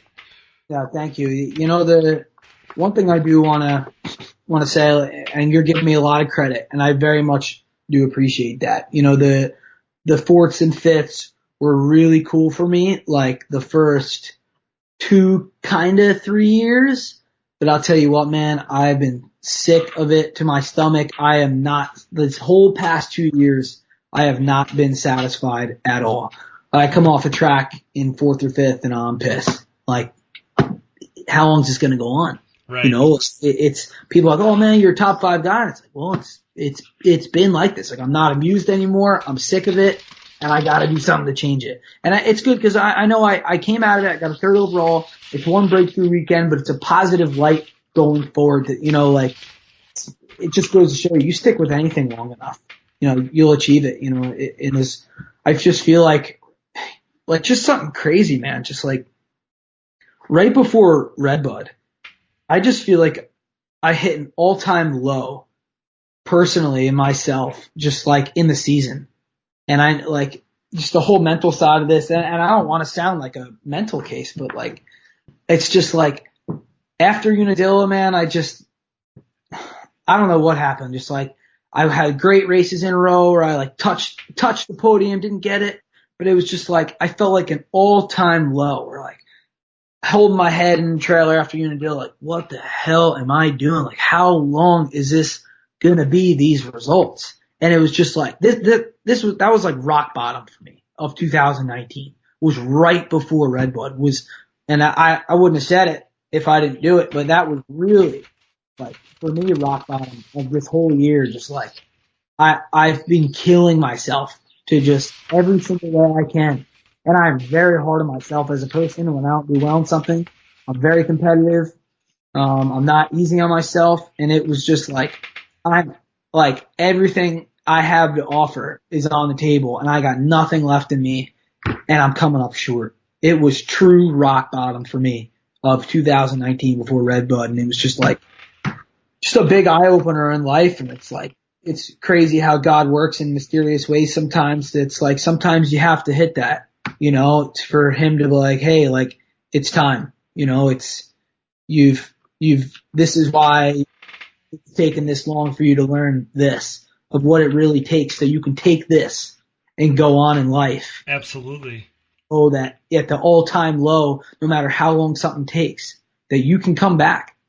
And they happen, I don't want to say they happen when you least expect it, but Redbud was a race that I least expected it, probably because I wasn't thinking about it and I was able to just ride. You know what I mean? No, I do. Yeah, I do. And they say that the first one, when you achieve something like that, that the first one is the toughest one, and the ones after that might come a little easier. And Yep. that very well could be the case for you because you got over the hump. It's not, how many times am I going to come close or can I do it? It's I've done it. I know what it takes. I need to be consistent. I need to get good starts. Now let's go do it again. Yeah, absolutely. The whole shots are so important to me right now. Just starting up front, man, it makes your race, oh my God. I mean, 90% easier, however many percent easier. You can't even explain how much easier it makes it. Just starting, it's like being in a race with somebody. If you're starting ahead of them, you're more likely to beat them than you are starting behind them. Absolutely. And then be ahead of 8 more guys that you're normally not ahead of. It makes your day just like so much easier. Wouldn't you like to be able to see like what the odds would look like? When you see where you start from sometimes, and then when you get a good hole shot, what the odds would be different of you, getting the finish you want? But yeah, I'd love to see the odds. I feel like if I could go back, like the amount of podiums I would have gotten in my career if I started up front, but it's not if. I didn't do it. I had to have done it. Well, I know that it's been a lot more, but I have not been a front starter, and getting a podium and starting in the back is not an easy task. No, it's not. But it's one of those things, you're figuring some stuff out. You said you figured some stuff out with your setup, and it's better. Yeah. Better that you're figuring out now than than not figuring it out at all. So it's been really cool to kind of see that glimpse inside the way you see things and what it takes to get up there. And man, before I let you go, I got a couple fan questions here and about some stuff to kind of shoot at you before you take off. And so friend of the show, Tyler Hamrick, he shot us a question. And he asks, what was it like riding for Wiener Motorsports, and was there a reason it only lasted for 1 year? Riding for Wiener Motorsports was actually really cool. I got first of all, the 1 year, it was only a 1 year contract. The whole year let me start with that year. I met a lot of great people. I went down to Florida. It was really my first year going away training. This was the winter of 2014. And I went down to Daytona, Florida, and I stayed at Chris Borch's house. I met a bunch of GNCC guys, Johnny Gallagher, big names, just legends that like, holy crap, like I'm at their house, Chad's here, and I got to live with these guys for 2 months. And boy, did they whip me into shape, not even physically. I mean, I don't want to say not physically, but just like I was 18 years old, and these guys are all like 30s, mid 30s, and they were rough. I mean, but it was cool, man. They were very welcoming. It was a great winter. It was really cool. Just the amount of riding I got to do was really cool for me. It was a new bike. It was the first year on a Yamaha. The year went okay. I feel like maybe I struggled a little bit on setup that year. I remember my race bike was a lot of what Chad wanted. And I wanted to change a couple of things. We had a couple of small disagreements that I wish we were able to straighten out, but really weren't. But the bike was cool.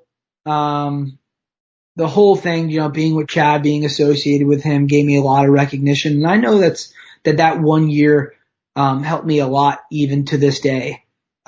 Just getting my name out there, even from 5 years ago, it was just really cool. Chad's, I learned so much from Chad. Like I've appreciated him so much more now. Not that I never appreciate him, but I totally like get him now, like why he is the way he is, just his discipline to this sport. Even when you talk to him on this podcast, like talking to him for 2 hours you hear a lot from him, but when you're living basically with the guy for a month or two, you see his ways, and it's like, if you want to be the man, you got to beat the man, and beating him is like that's a whole different level that people, don't really see. People could say what they want about Chad, and he's just a phenomenal obviously he's a phenomenal rider, but he's a phenomenal person at what he does. Like, he's so organized. He's so mechanically great at, I know he builds all of his own stuff from motors to the bikes ground up, and that is not easy. I mean,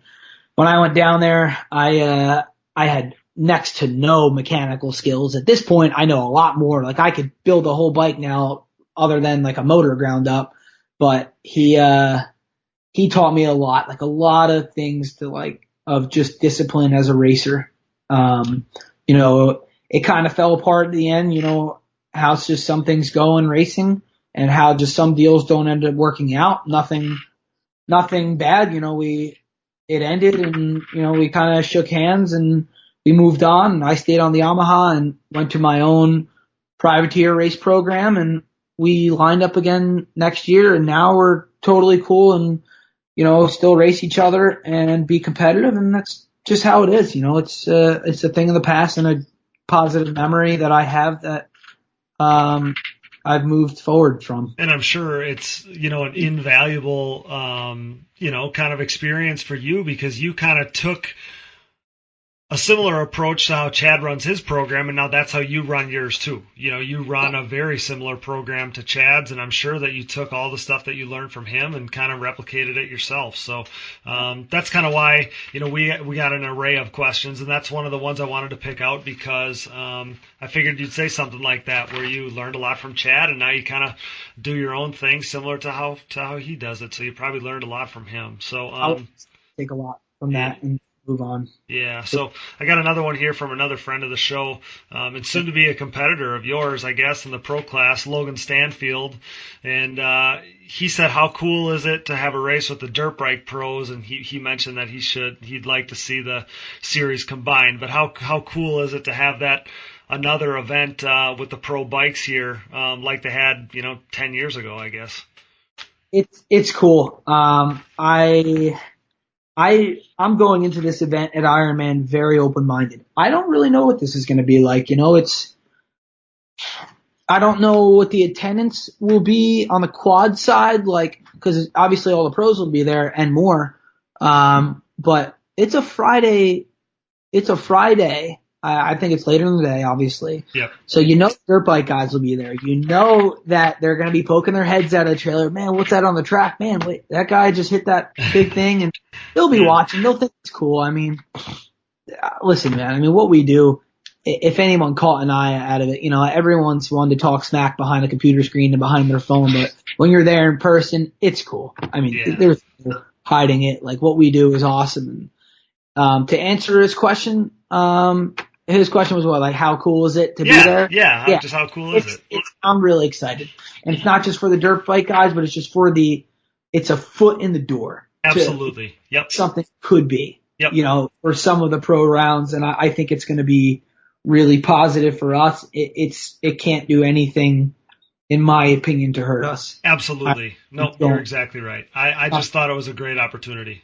I think it's a great opportunity, is right. And I was pumped when they announced it. Absolutely, because, there's a lot of those pros that were beating the table for a lot of years trying to get something like this to happen. So it's really cool. And it's cool that it's the finale for the bikes and it's the finale for the quads. You're right. All in one weekend.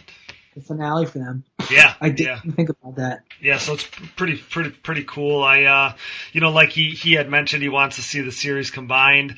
I don't see how that can ever happen because, ATV motocross without the amateurs would fall completely apart, and there's no way you and I do it on a similar level or did in the pro years where you're funding your own program for the most part, and there's no way you could go from coast to coast and do that whole deal like the bikes do. But I totally understand, the whole West Coast thing for what we do. Could we do it for 1 year? We could, but we wouldn't be racing the next year. Well, right, like how they're going from Washougal, Washington to Unadilla, New York next. There's no way. There's half my season budget right there. It's you never know where things lead. Where we were 10 years ago in this sport to now, it's like people wouldn't have guessed, but you can only hope for positive things moving forward. Yeah, the way I look at it is, It's a great opportunity, but don't be so worried about what it could, what it's going to mean in the future, what it could become, whatever. Like, appreciate it as it's happening, all the people that are there, all the factories that are there, all the pros that are there. Like, someday you're going to be like, hey, remember that time that, we raced with the bikes? Like, appreciate it. I got invited to it. It's on my schedule. I'm going. Absolutely. It's kind of one of those things you can't say no to. Are you going to that to watch? Yeah, well, yeah, I'm either going to be there to cover it for the podcast stuff because I got asked to do another live show maybe as part of it, or I'm going to line up with you guys and race it. So, that's cool. So we're going to see. Either way, I'm not going to miss it. I'm definitely not going to miss that event. So. You should race it. Yeah, that'd be cool. So I got one more question for you from Ethan Conley, and he asks, what is it like to be one of the fastest riders in the world, and what advice would you give a younger rider? What it would be like, what's it like to be one of the fastest riders in the world? It's kind of hit me over time, and you are able to really size yourself up. You don't really know you are until you size yourself up and truly know it, and you could do it every single weekend for years and years, and then it kind of sticks with you, and you know for sure that I am one of these guys and I belong here. And until you could believe that and you could show it and know what you put in, the harder you work, the harder it is to surrender at something. And it's like, I try not to think of it too much, I don't like to get my head too big at all. I know that I'm absolutely, again, I don't like to sound big, but I know that I'm one of the best at this sport. One of them, not saying the best, right. One of them. And I just, it's in my head, but at the same time, it's like, there's people better than me and I want to be better. Well, that's the athlete and the competitor in you. It's like, it's not like I'm stopping where I am. I don't know. I don't really think about it too much. Like I think about it, but it's just like, it's something I've worked for, it's not something I was born like this, I feel like, everyone is born, not same, but, I believe in talent. I know even like Conor McGregor had said something that I couldn't agree with more. He's like, I believe everyone's equal and I don't believe in talent. Like I believe in hard work. Sure. Yep. I feel like, and I'm a little bit of a McGregor fan, but not so much. But that one quote was just like, I so agree with that. Yeah. What was the second part of his? So he just asked what kind of advice you would give a rider like him who wants to get where you are someday. First of all, I know a couple of things that have ruined my years in racing was not having fun. You gotta have fun. I'm not saying go out and go be a knucklehead with your friends and do stupid stuff, that kind of fun, but like, don't beat yourself up so much. Like, you gotta be hard on yourself, because if you want to get to where I am, it's going to require different you. It's going to require more discipline. It's going to require more training, more riding, more breaking down. Why is this guy beating me? What is he doing differently than I'm doing? And you got to do that. But at the same time, like, there's a fine line of getting very frustrated with your results and not over killing yourself mentally. Like, you've got to, man, I don't even know how to explain it. It's like, you can't overthink things and beat yourself up too much, but you got to be hard on yourself, but know when to lighten up. You got to have fun with what you do, because you came into the sport because it was fun. Absolutely. And when it's not fun and it's like a straight job and you hate what you do, you don't want to ride, you have a bad race, throwing the helmet and gloves, I ain't doing this anymore. You can't do that stuff. You have to take the bad weekends and you fall down 9 times and you stand up 10. Absolutely. And do that. And I'm telling you, you don't give up. You just keep going and going and going. You push back. Eventually, you'll always get what you want if you don't quit. And it will. Sometimes it takes 50 races. Right.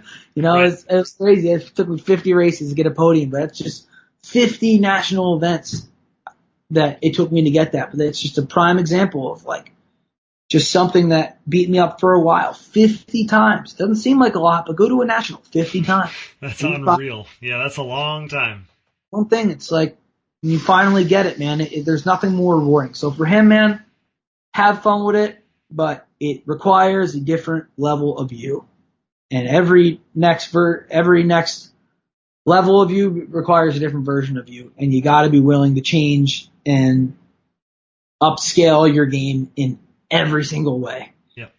And that's a very honest of, like, hard work and dedication goes a long way. I'm so happy you said that, because we talked about it actually in the segment previous to you coming on, and I've said it in some of the past shows that I've done. But I wish somebody could have told me in the past to have a little more fun, because I probably I for sure would have enjoyed the ride more, but I probably would have been more successful because I was having fun.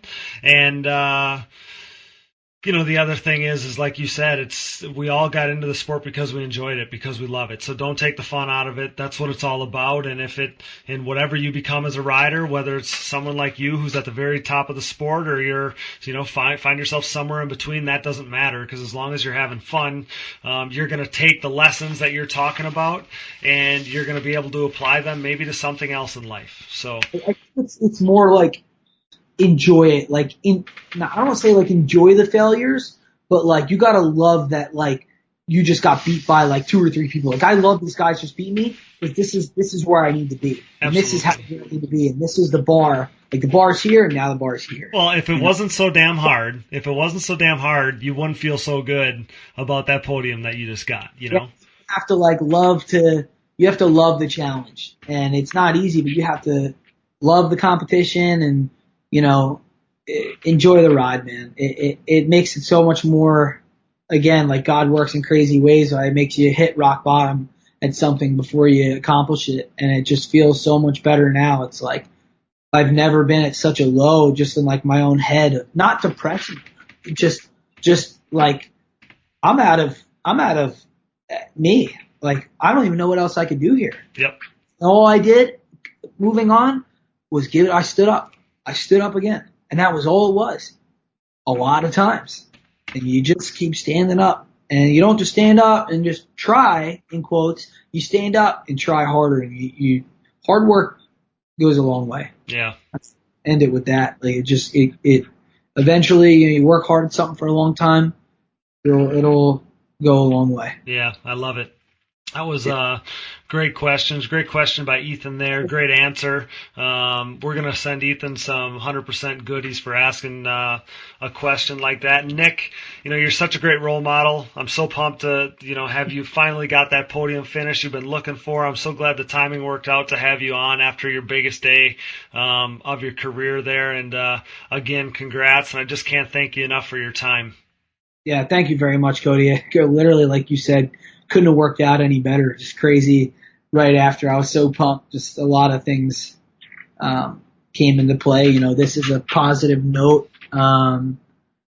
Just everything. When you get a 4th place, you get, I don't want to say no exposure, but when you get a 3rd, you're in that picture. Absolutely. It's like, no pun intended, you're in that picture. So you're getting the same amount of exposure as the 1st place guy. And the amount of post I got tagged in this week, it felt like a win. It's just like, this is where I needed to be.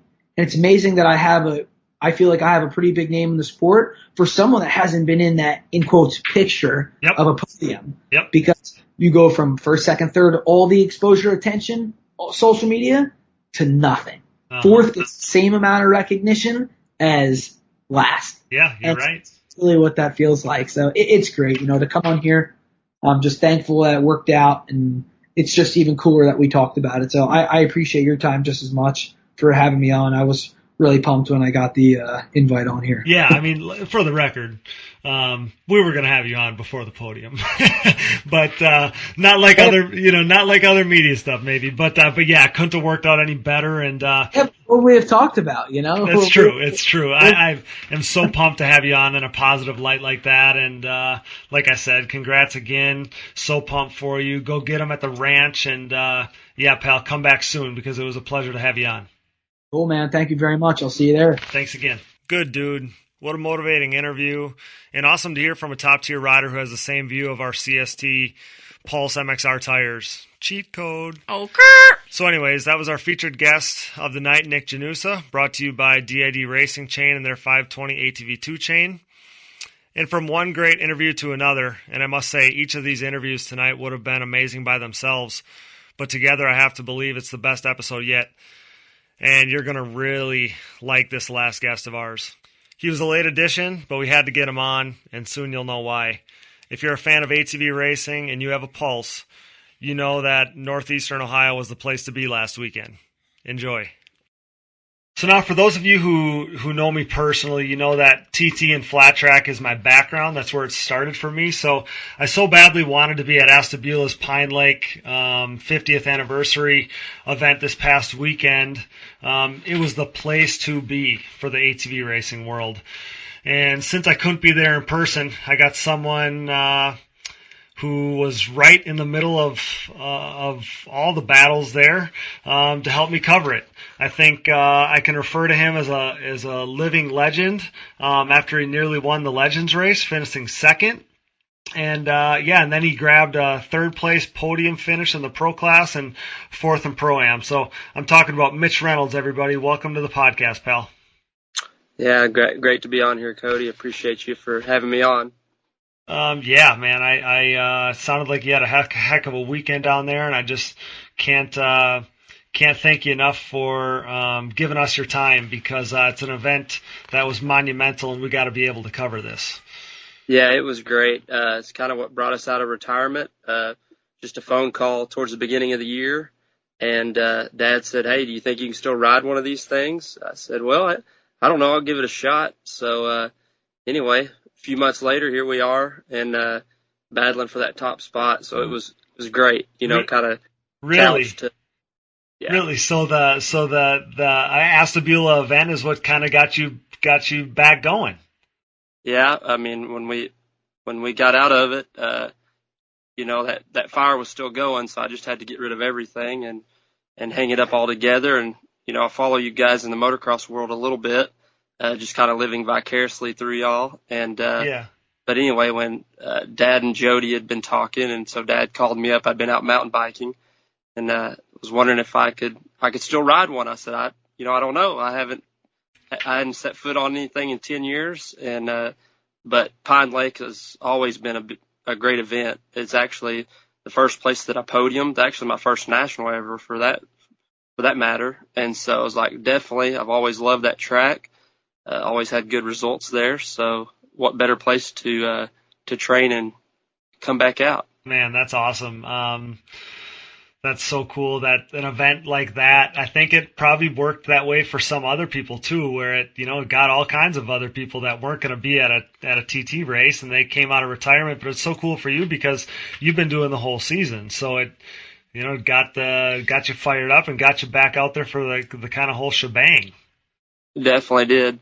The original plan was to try to go out and get a couple events under my belt and then hit that one up. Just kind of I got a hold of Garrett Keister, which is the Midwest champ from last year, and he got me a bike together and tried it out. And I said, okay, I think I still can remember how to do this. And then Dad and I started talking. He said, I would rather build some bikes and go at it full force. So, here we are. I don't know how many races I've done, 10 or 15, kind of raced all of the series that are currently running TT at this point.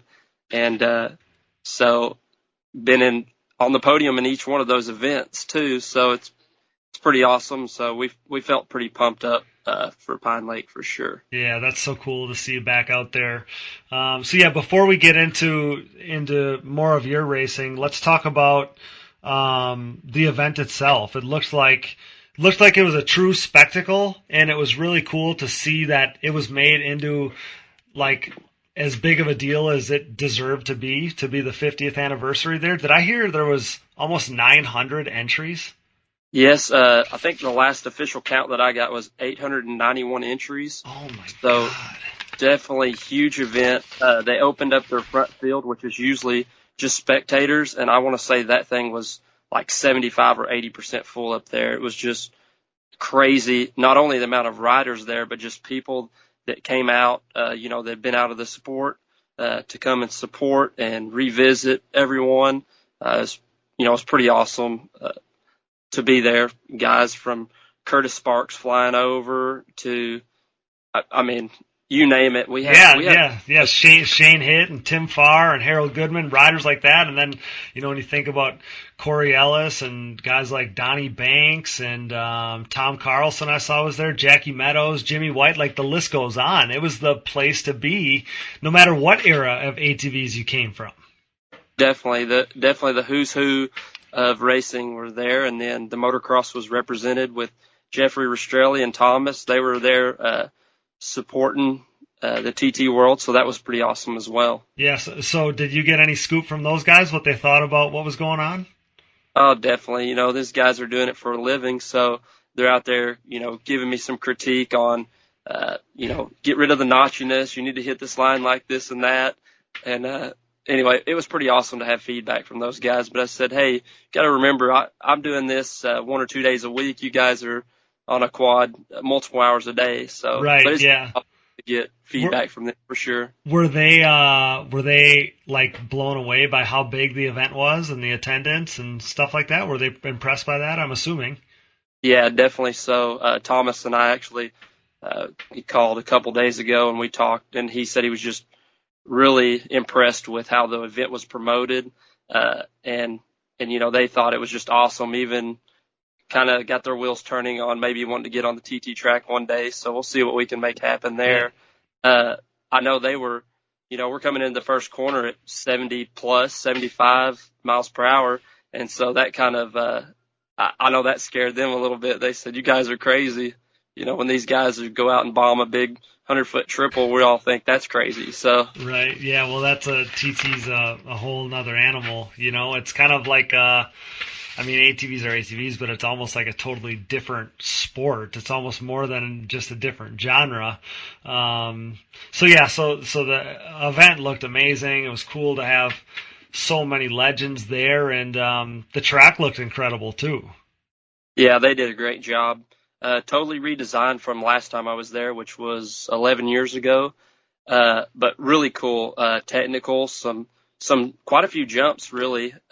And so made for a fun track, some flow, some technicality. And so really challenged, all the top riders. And I think the top riders came to the front out there. So that's awesome. Yeah. It's cool to see a track be as big as good, as the event itself was. So that's pretty special. So yeah, let's talk about your weekend. You were second in the Legends race, and you damn near won that thing. I don't know where you started, but you came from the back to nearly win the Legends race. You finished second there, third in Pro Class, fourth in Pro Am. Tell me about your weekend.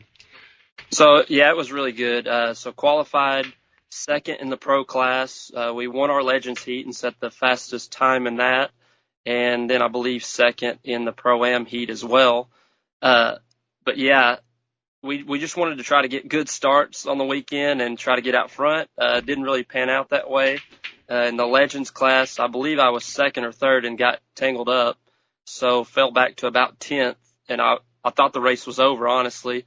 Daryl Rath and I were tangled up. And about the third time that we tried to get them apart, the bikes finally came apart. And so just had to put my head down and was grinding and, just picking people off. Actually, Shane Hitt and I had a really good battle. So that was pretty awesome because I've watched hours on end of him going around that track. He's always been a person that I've looked up to. And so I was able to pass him. He passed me back in a good Shane Dog fashion. And then I got to pass him again. And then Kirby Cook, he was out front and I tried to pass him. It was about a half a bike length at the finish line. Oh, so it was close. Yeah, you were coming. So he actually is the one who designed the trophies for the event. So you know what? Kudos to Kirby. He was riding good. He had really trained hard for it. But we were on the move for sure in the Legends class. So that kind of started off the night for us. Then in the pro race, again, not the best start. Definitely, I'm not sure, maybe 7th or 8th place coming out of the first corner. And so we have a joker line now. That's kind of something that NEDT developed. So it adds a new wrinkle to the race. It's a line that kind of slows a lap down, and everyone's required to take it for one lap. So you have kind of strategy within the race itself. Of course, yeah, that's cool. So I don't know. I took the Joker about the first quarter of the race. And so at that point, you don't really know where you're at. You're just trying to put in solid laps as fast as you can go. And then I saw Garrett Keister. I knew he was up front. He hole shotted well, and we started kind of reeling him in. Again, didn't really know where I was at. But then I saw Brad got close enough and saw that he was out front. And I'm like, all right, we're getting close to a podium position here. And so I caught Garrett at the end. I made a charge to try to pass him, but landed third there on the box. So there were 33 pros out there, and so it was pretty awesome to be at that point.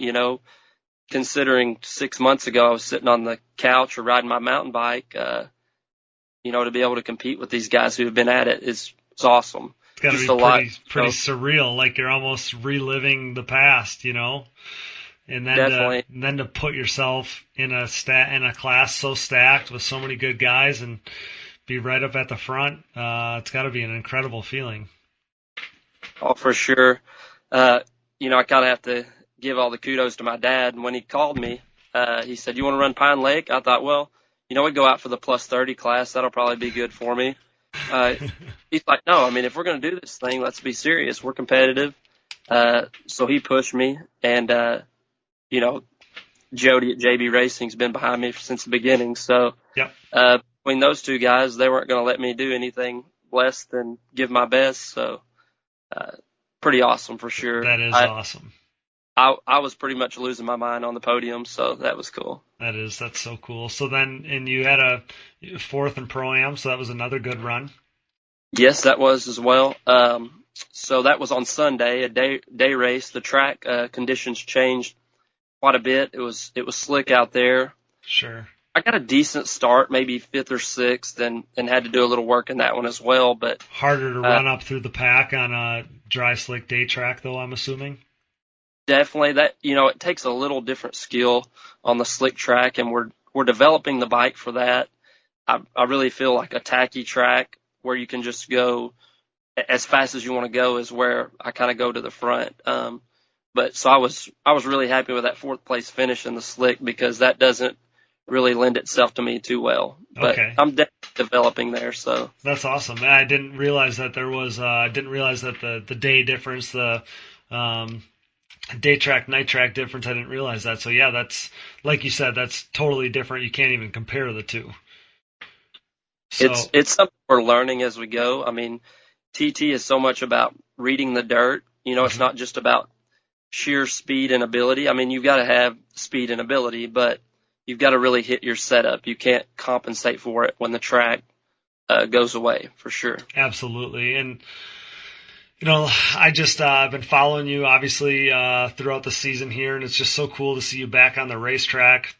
I was watching some of the videos from Pine Lake, and I can see that same old style in you. You can see the style on the jumps and the way you're soaking up some of the rollers. And growing up, you were one of my favorite riders because I was always partial to the guys that race TT and the riders that could do both TT and motocross.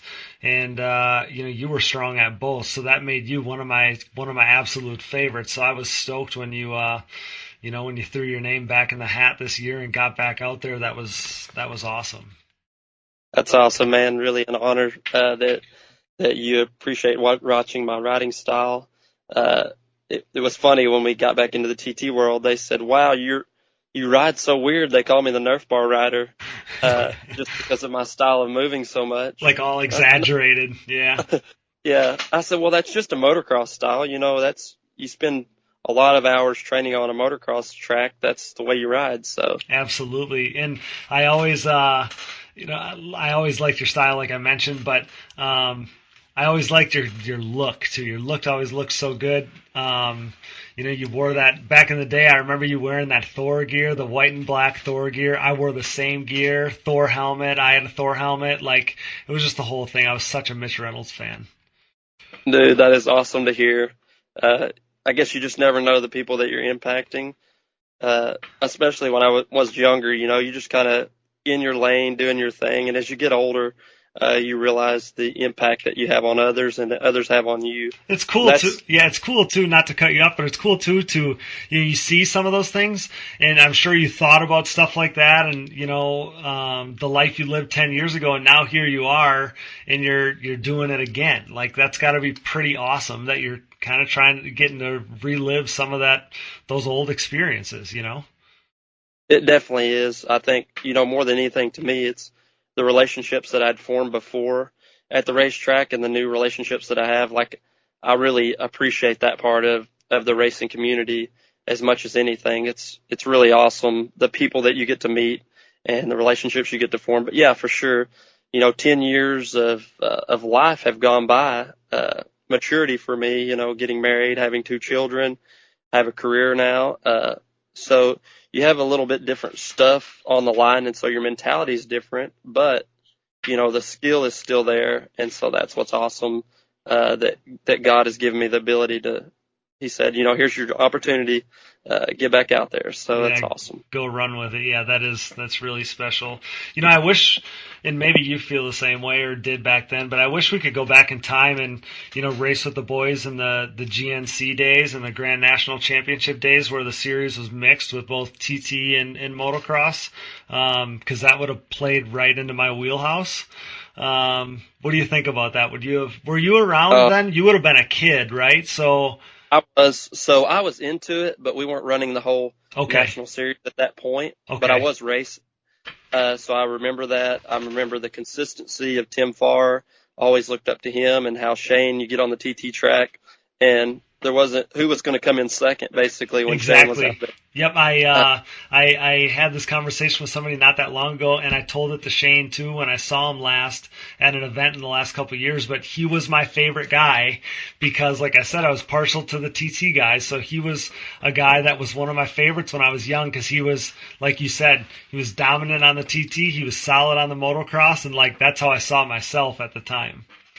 Definitely. Well, that's what so back in the day when I'm training with Thomas and running with these guys in Pro-Am, I'm like, if they would ever put the series back together, you guys would be in trouble. Right, yeah. Just because of I was decent at motocross, good at times, but definitely TT was my thing as far as where speed was at. So absolutely. So if the series was still structured that way, what current pro that we know of in the pro class, motocross, who would be the best at both? Because we know Brad Riley's solid at both. He's good at both.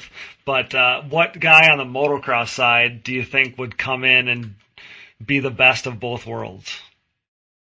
Wow, that's kind of hard to say.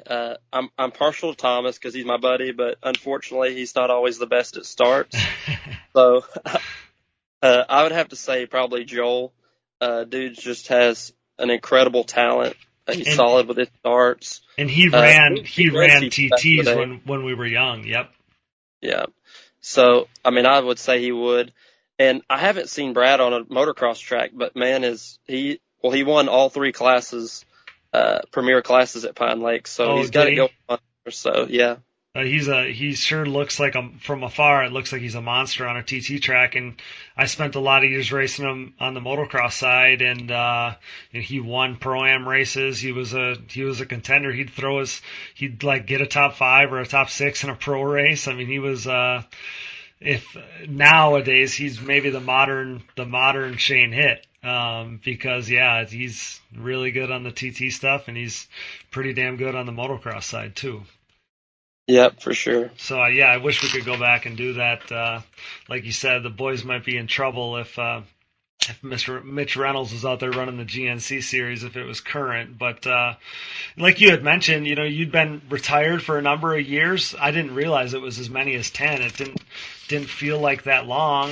This is your first season back, and obviously you kind of told the story of how Pine Lake played a role on you getting back in, and Dad and Jody, going all in on it and saying that you weren't going to run an age class, you were going to go, to the top of the sport. But did you have any doubts? Are we going in too deep, or do I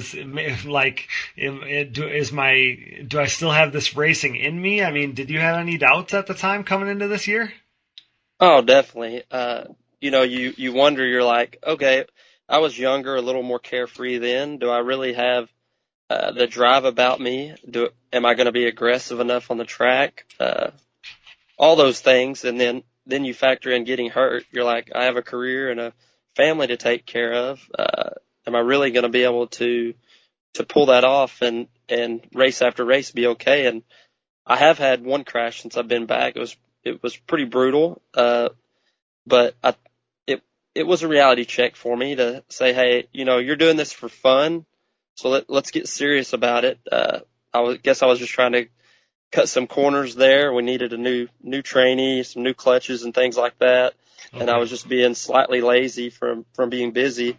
And, it cost me a wreck. So I said, no, you don't cut corners. We go in this and we go full throttle again.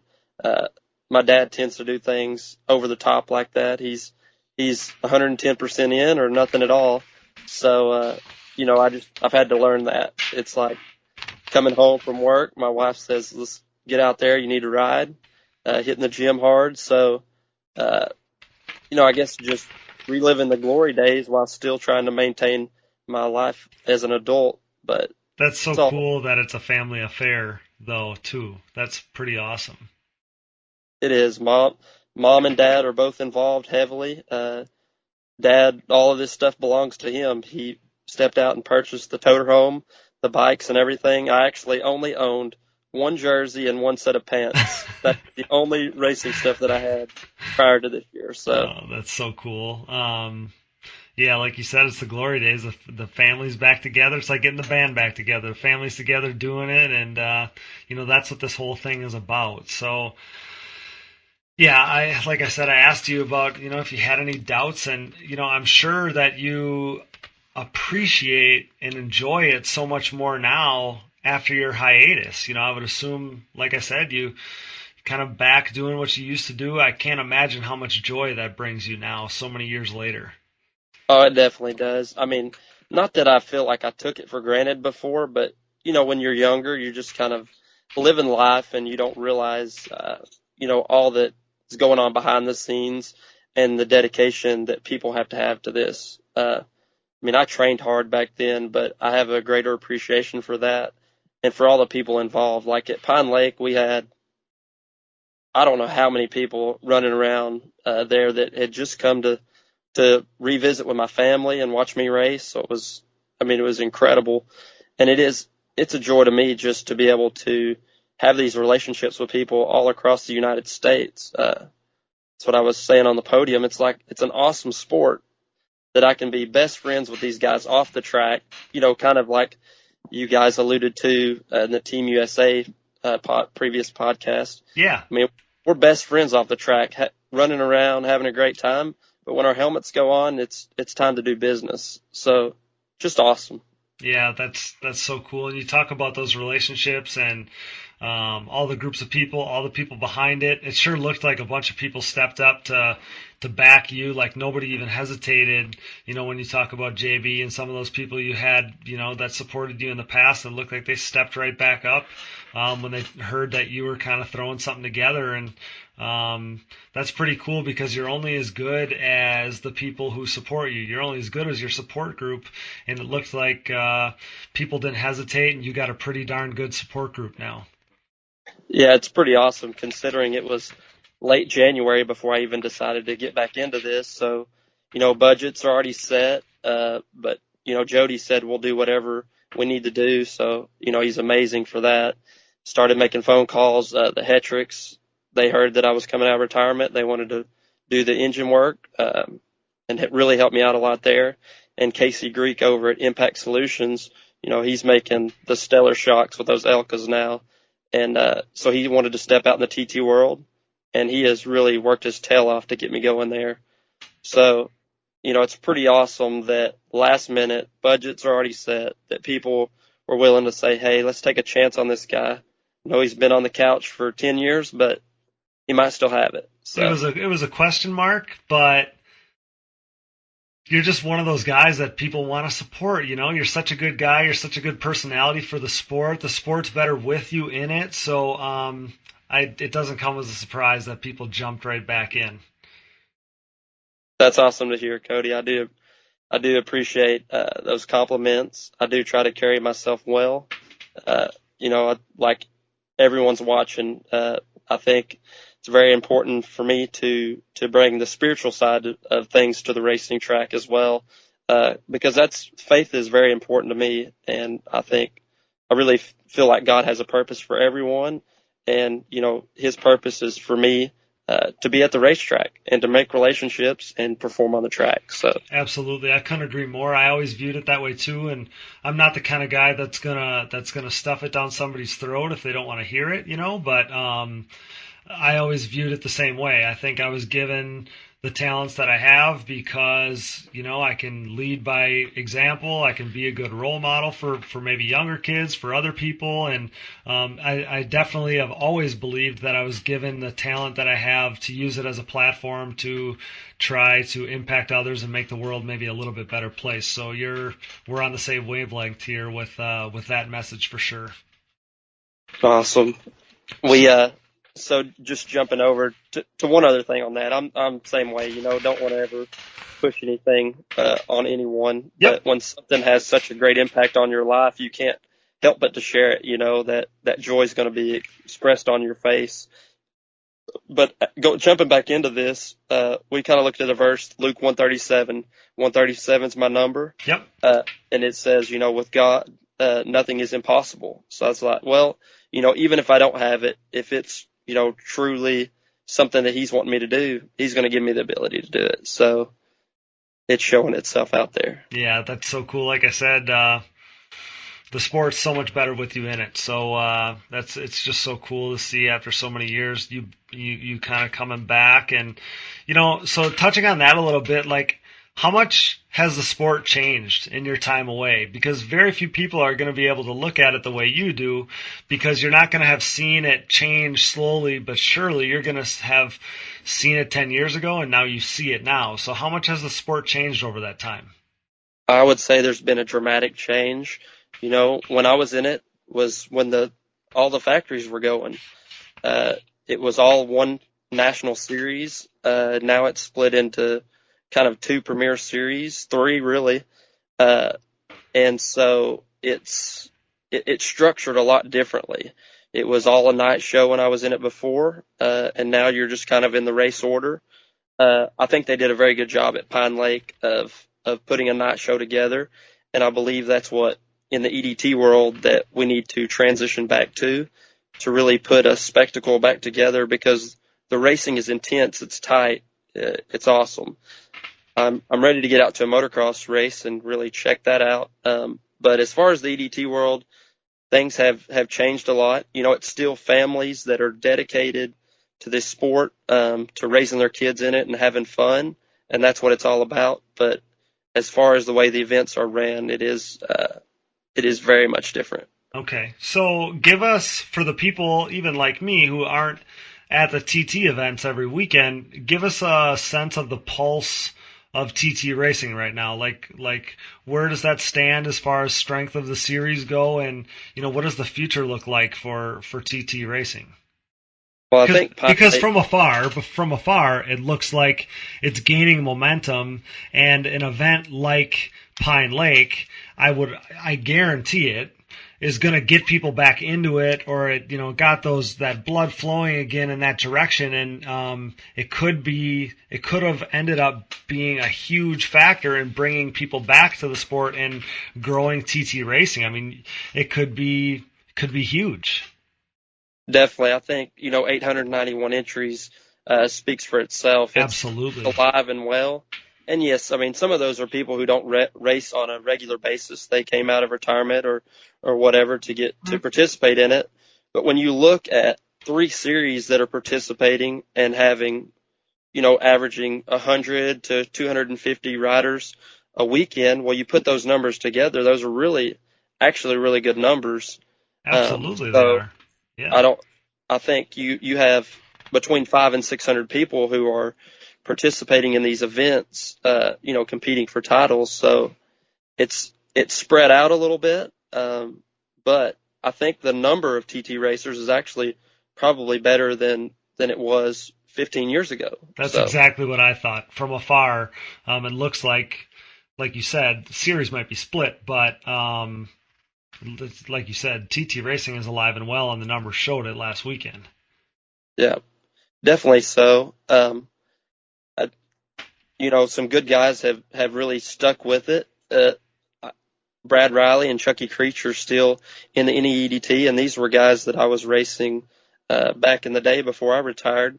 But there's a lot of new guys, a lot of young guns who have, that's the way sports roll.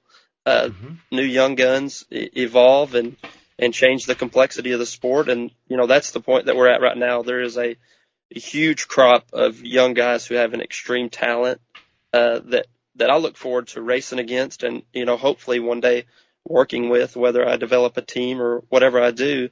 There's just an incredible amount of talent out there, a talent pool to choose from. So yeah, that's awesome. Because I was going to ask you about the youth racing in TT, because like you said, a sport is only as good, it's only as strong as what the youth is in that given sport. So the future of TT racing is dependent on the youth. So you're talking about good up and coming guys.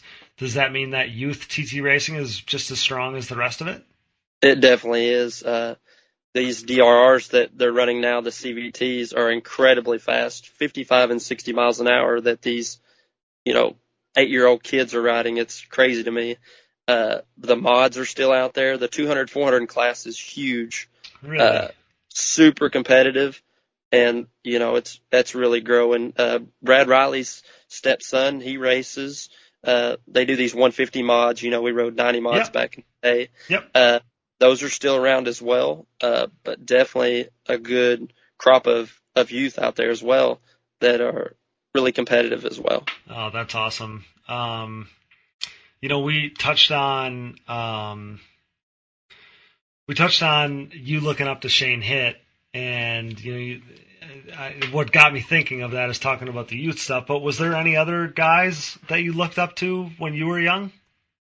Yeah, definitely. Keith Little was a big role model for me. He was over in Alabama, so he wasn't too far. Okay. He would actually race at our racetrack quite often, and I went to riding schools. So Keith Little, Harold Goodman, Tim Farr, those were definitely the four guys that I liked, for sure. Yeah. Followed everything they did, spent hours on end watching their videos and rewinding them on the good VHS and then later DVD days, I did the same exact thing, and same deal, watching the old VHS tapes, and I'd like, when we touched on the GNC series and how they'd, so there'd be some motocrosses and TTs mixed in there, and same thing, I'd watch even the TT race and then I'd rewind it so I could watch that one again, and all those same guys that you're talking about, those were all my favorite guys too, for that exact same reason. They were TT guys, and like I said, I was always partial to them. But just so people know, like, you were a good moto rider too. So what was the highlight, would you say, of your motocross career? So probably 2006, all around, both in the TT and motocross world. Okay. I stepped into the Pro-Am class in motocross. And that's when, Baldwin had his team with Mark Kendall and Josh Upperman. Yep. The factories were hot in it. And, I was just kind of a young guy supported by JB. And we went out and competed. I want to say I ended 3rd and 4th in the championship that year. And really, preseason, I was like maybe a 10th place guy. So it was really a great year for me all around. Had a bunch of podium finishes. And the gate was stacked. I mean, we had 25 to 30 in every race, I believe. Numbers were crazy, and the talent was crazy too. Yeah, I remember those days because it was a big deal for riders in those Pro-Am classes just to make the final, just to make the second race, the Moto 2 or whatever. So that was the heyday for sure. Like you said, the factories were still in it, and Yeah, that was fun to watch. So I just wanted to give you a chance to tell people that, hey, you were, maybe that people don't remember, you were right in the mix of the motocross stuff too. So I did. I trained, really hard. Thomas and I spent a lot of time together, you know, just months on end together training. And so, it was pretty awesome because at that next year in 2007, we actually were on Lost Creek Satellite Suzuki team yeah, yep, in Pro-Am there. And we were riding, we had Suzuki support over on the TT side as well in the I Pro remember class. that. Yeah, I remember that. So that was like I said, you were one of my favorites because it was TT and Moto together, and we had a guy that rode for my dad at the time, Corey Gauthier. I don't know if you remember that name, but he was number 137 too. Uh, so yeah, I remember those days, and I had always followed you, and it was like one of those, like, we had a dog in the fight at the time, so under the table I'm like cheering for Mitch Reynolds, so pretty. So That's good to hear. Anytime that you have a good fan supported, that's cool. Um, yeah. when you can make those connections with people. So I try to make a point of doing that as well. Since I've been given the ability to go out there and compete at the top. I try to, you know, you and I know we're just normal people, but Absolutely, yep. not everyone knows that. They view some of the top MX guys as just on a different level. So, like I said, everyone was kind of awestruck that Thomas and Jeffrey were there. They were just amazed that they would come out and support us. So Yeah. kudos to those guys for stepping out because we all got to work together for the common good of the sport. And even though GNCC, the motocross, the EDT world are separate, we all have to work together to propel this thing forward. So Absolutely, especially in the ATV world, because even though it's different, still feels like it's all the same. At least that's the way I think of it. So, Mitch, before I let you go, let my listeners know like what your schedule looks like for the rest of the season, and even a farther outlook than that. What does the future look like as far as racing for you goes? So the boy goes back to school in just a couple weeks, so we're going to cut back on the racing, about one a month. Haven't definitively set what I'm doing. I might make an appearance back out here at Pine Lake in September, Okay. but not 100% sure on that. We're trying to use the rest of this year as development to really seal our program off. So next year we can go at it in the Western EDT and try to go for that championship. And then we're going to put together some showdown races as well, where the East and West come and kind of face off one another, do it kind of like the Supercross. Yeah. So that's what everything is kind of building towards. We're trying to get ramped up so that all the top guys are competing against each other multiple times a year. And so that's just kind of my plan going forward, is develop my program over the next few months, maybe branch out and maybe run cross country. I'm not sure. I've got some opportunities ahead of me. I just have to make decisions as far as that's concerned. But anything to really broaden my toolbox of skills so that we can compete for that championship on the EDT side of things, and then hopefully develop our team. And I really want to reach out there and find some guys to pour into to kind of coach them in life, coach them on the track, and give back what this sport's given to me for sure. Yeah, that's so cool. Like I said, the sport is better with you in it, and it's so awesome to see the good things that you're almost using your racing as a vehicle to get to where you want to be and have that kind of platform to help others. I think that that's something that even more people should take note of and kind of use that themselves. So, yeah, fantastic. You're a fantastic guy. You had a fantastic weekend. I think that we can officially refer to you as a legend after your performance this weekend. And, man, I can't thank you enough for your time. And, again, it was just congrats on a killer weekend. It's so great to have you on. And we're wishing you the best going forward in all things racing and all things in your life as well. You're such a great guy. I appreciate the opportunity and to have you on and you giving us your time. It just means the world to me. Thanks so much, Cody. Keep it going with what you got on Digging Deep.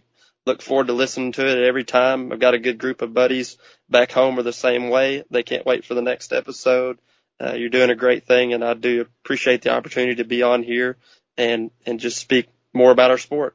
Yeah, well, again, I appreciate it. Thanks for your time. Great job this past weekend, and man, you're always welcome here to talk motocross, talk TT. We'd always love to have you. Thanks, Cody. Thanks so much, Mitch. Well, guys, that's it. Episode 5 is in the books. Our most diverse show yet, for sure, and possibly our best as well. I want to thank our guests tonight, Sean Taylor, Nick Gennusa, and Mitch Reynolds for coming on. Thanks to my producer, my brother Dallas, for holding down the fort here in the studio, as well as traveling to Redbud for the live show. I couldn't have done it without him. Thank you to Taylor Smith, my better half, for her graphic design work and making the show look so good. She also came to the live show as well, so thanks to her. Thanks to our sponsors, CST Tires, SSI Decals, DID Racing Chain, Evans Waterless Power Sports Coolant, Forworks Carbon, DP Brakes, 100%, and their new Omega Goggle, and Oats Overnight. Remember to support the brands that support our show. Thanks to you guys, our listeners. Your continued and growing support keeps us going and justifies all this work. And let me tell you, it's a ton of work to pull all this together. Thanks to those who interact with the show on social media. I received over 100 fan questions and topic suggestions this week, so I'm going to keep those in my back pocket and do an entire episode covering your questions and topics. So thank you to all of our listeners and all that interact with the show here. Now, I have some really exciting news, but it's not officially official yet. I got asked by our friend Harv Whipple at the AMA if I'd be willing to do another live show. This one would be following the finale at Ironman on Friday, August 23rd. Man, it's pretty awesome that we're making a big enough impact and an impression on the sport that the higher-ups are seeing the value in what we're doing here. So stay tuned for news about that live show. Again, it's not officially official, but I'm pretty positive it's going to happen. So to ensure you don't miss anything about the live show or anything else going on in ATV Motocross, follow myself, Cody Jansen, and the Digging Deep ATVMX podcast on Facebook and Instagram. Subscribe to the show. Tell your friends if you like what we're doing here. Share our posts and help us grow the show if you love ATV Motocross as much as we do. Again, awesome show tonight. Thanks again to all. I can't wait to see how the championship and everything plays out at Loretta Lynn's. And you can count on us to be back to talk about it following the event. With that, I'm Cody Jansen, and until next time, thanks for listening to and joining us in Digging Deep with the Stars of ATV Motocross.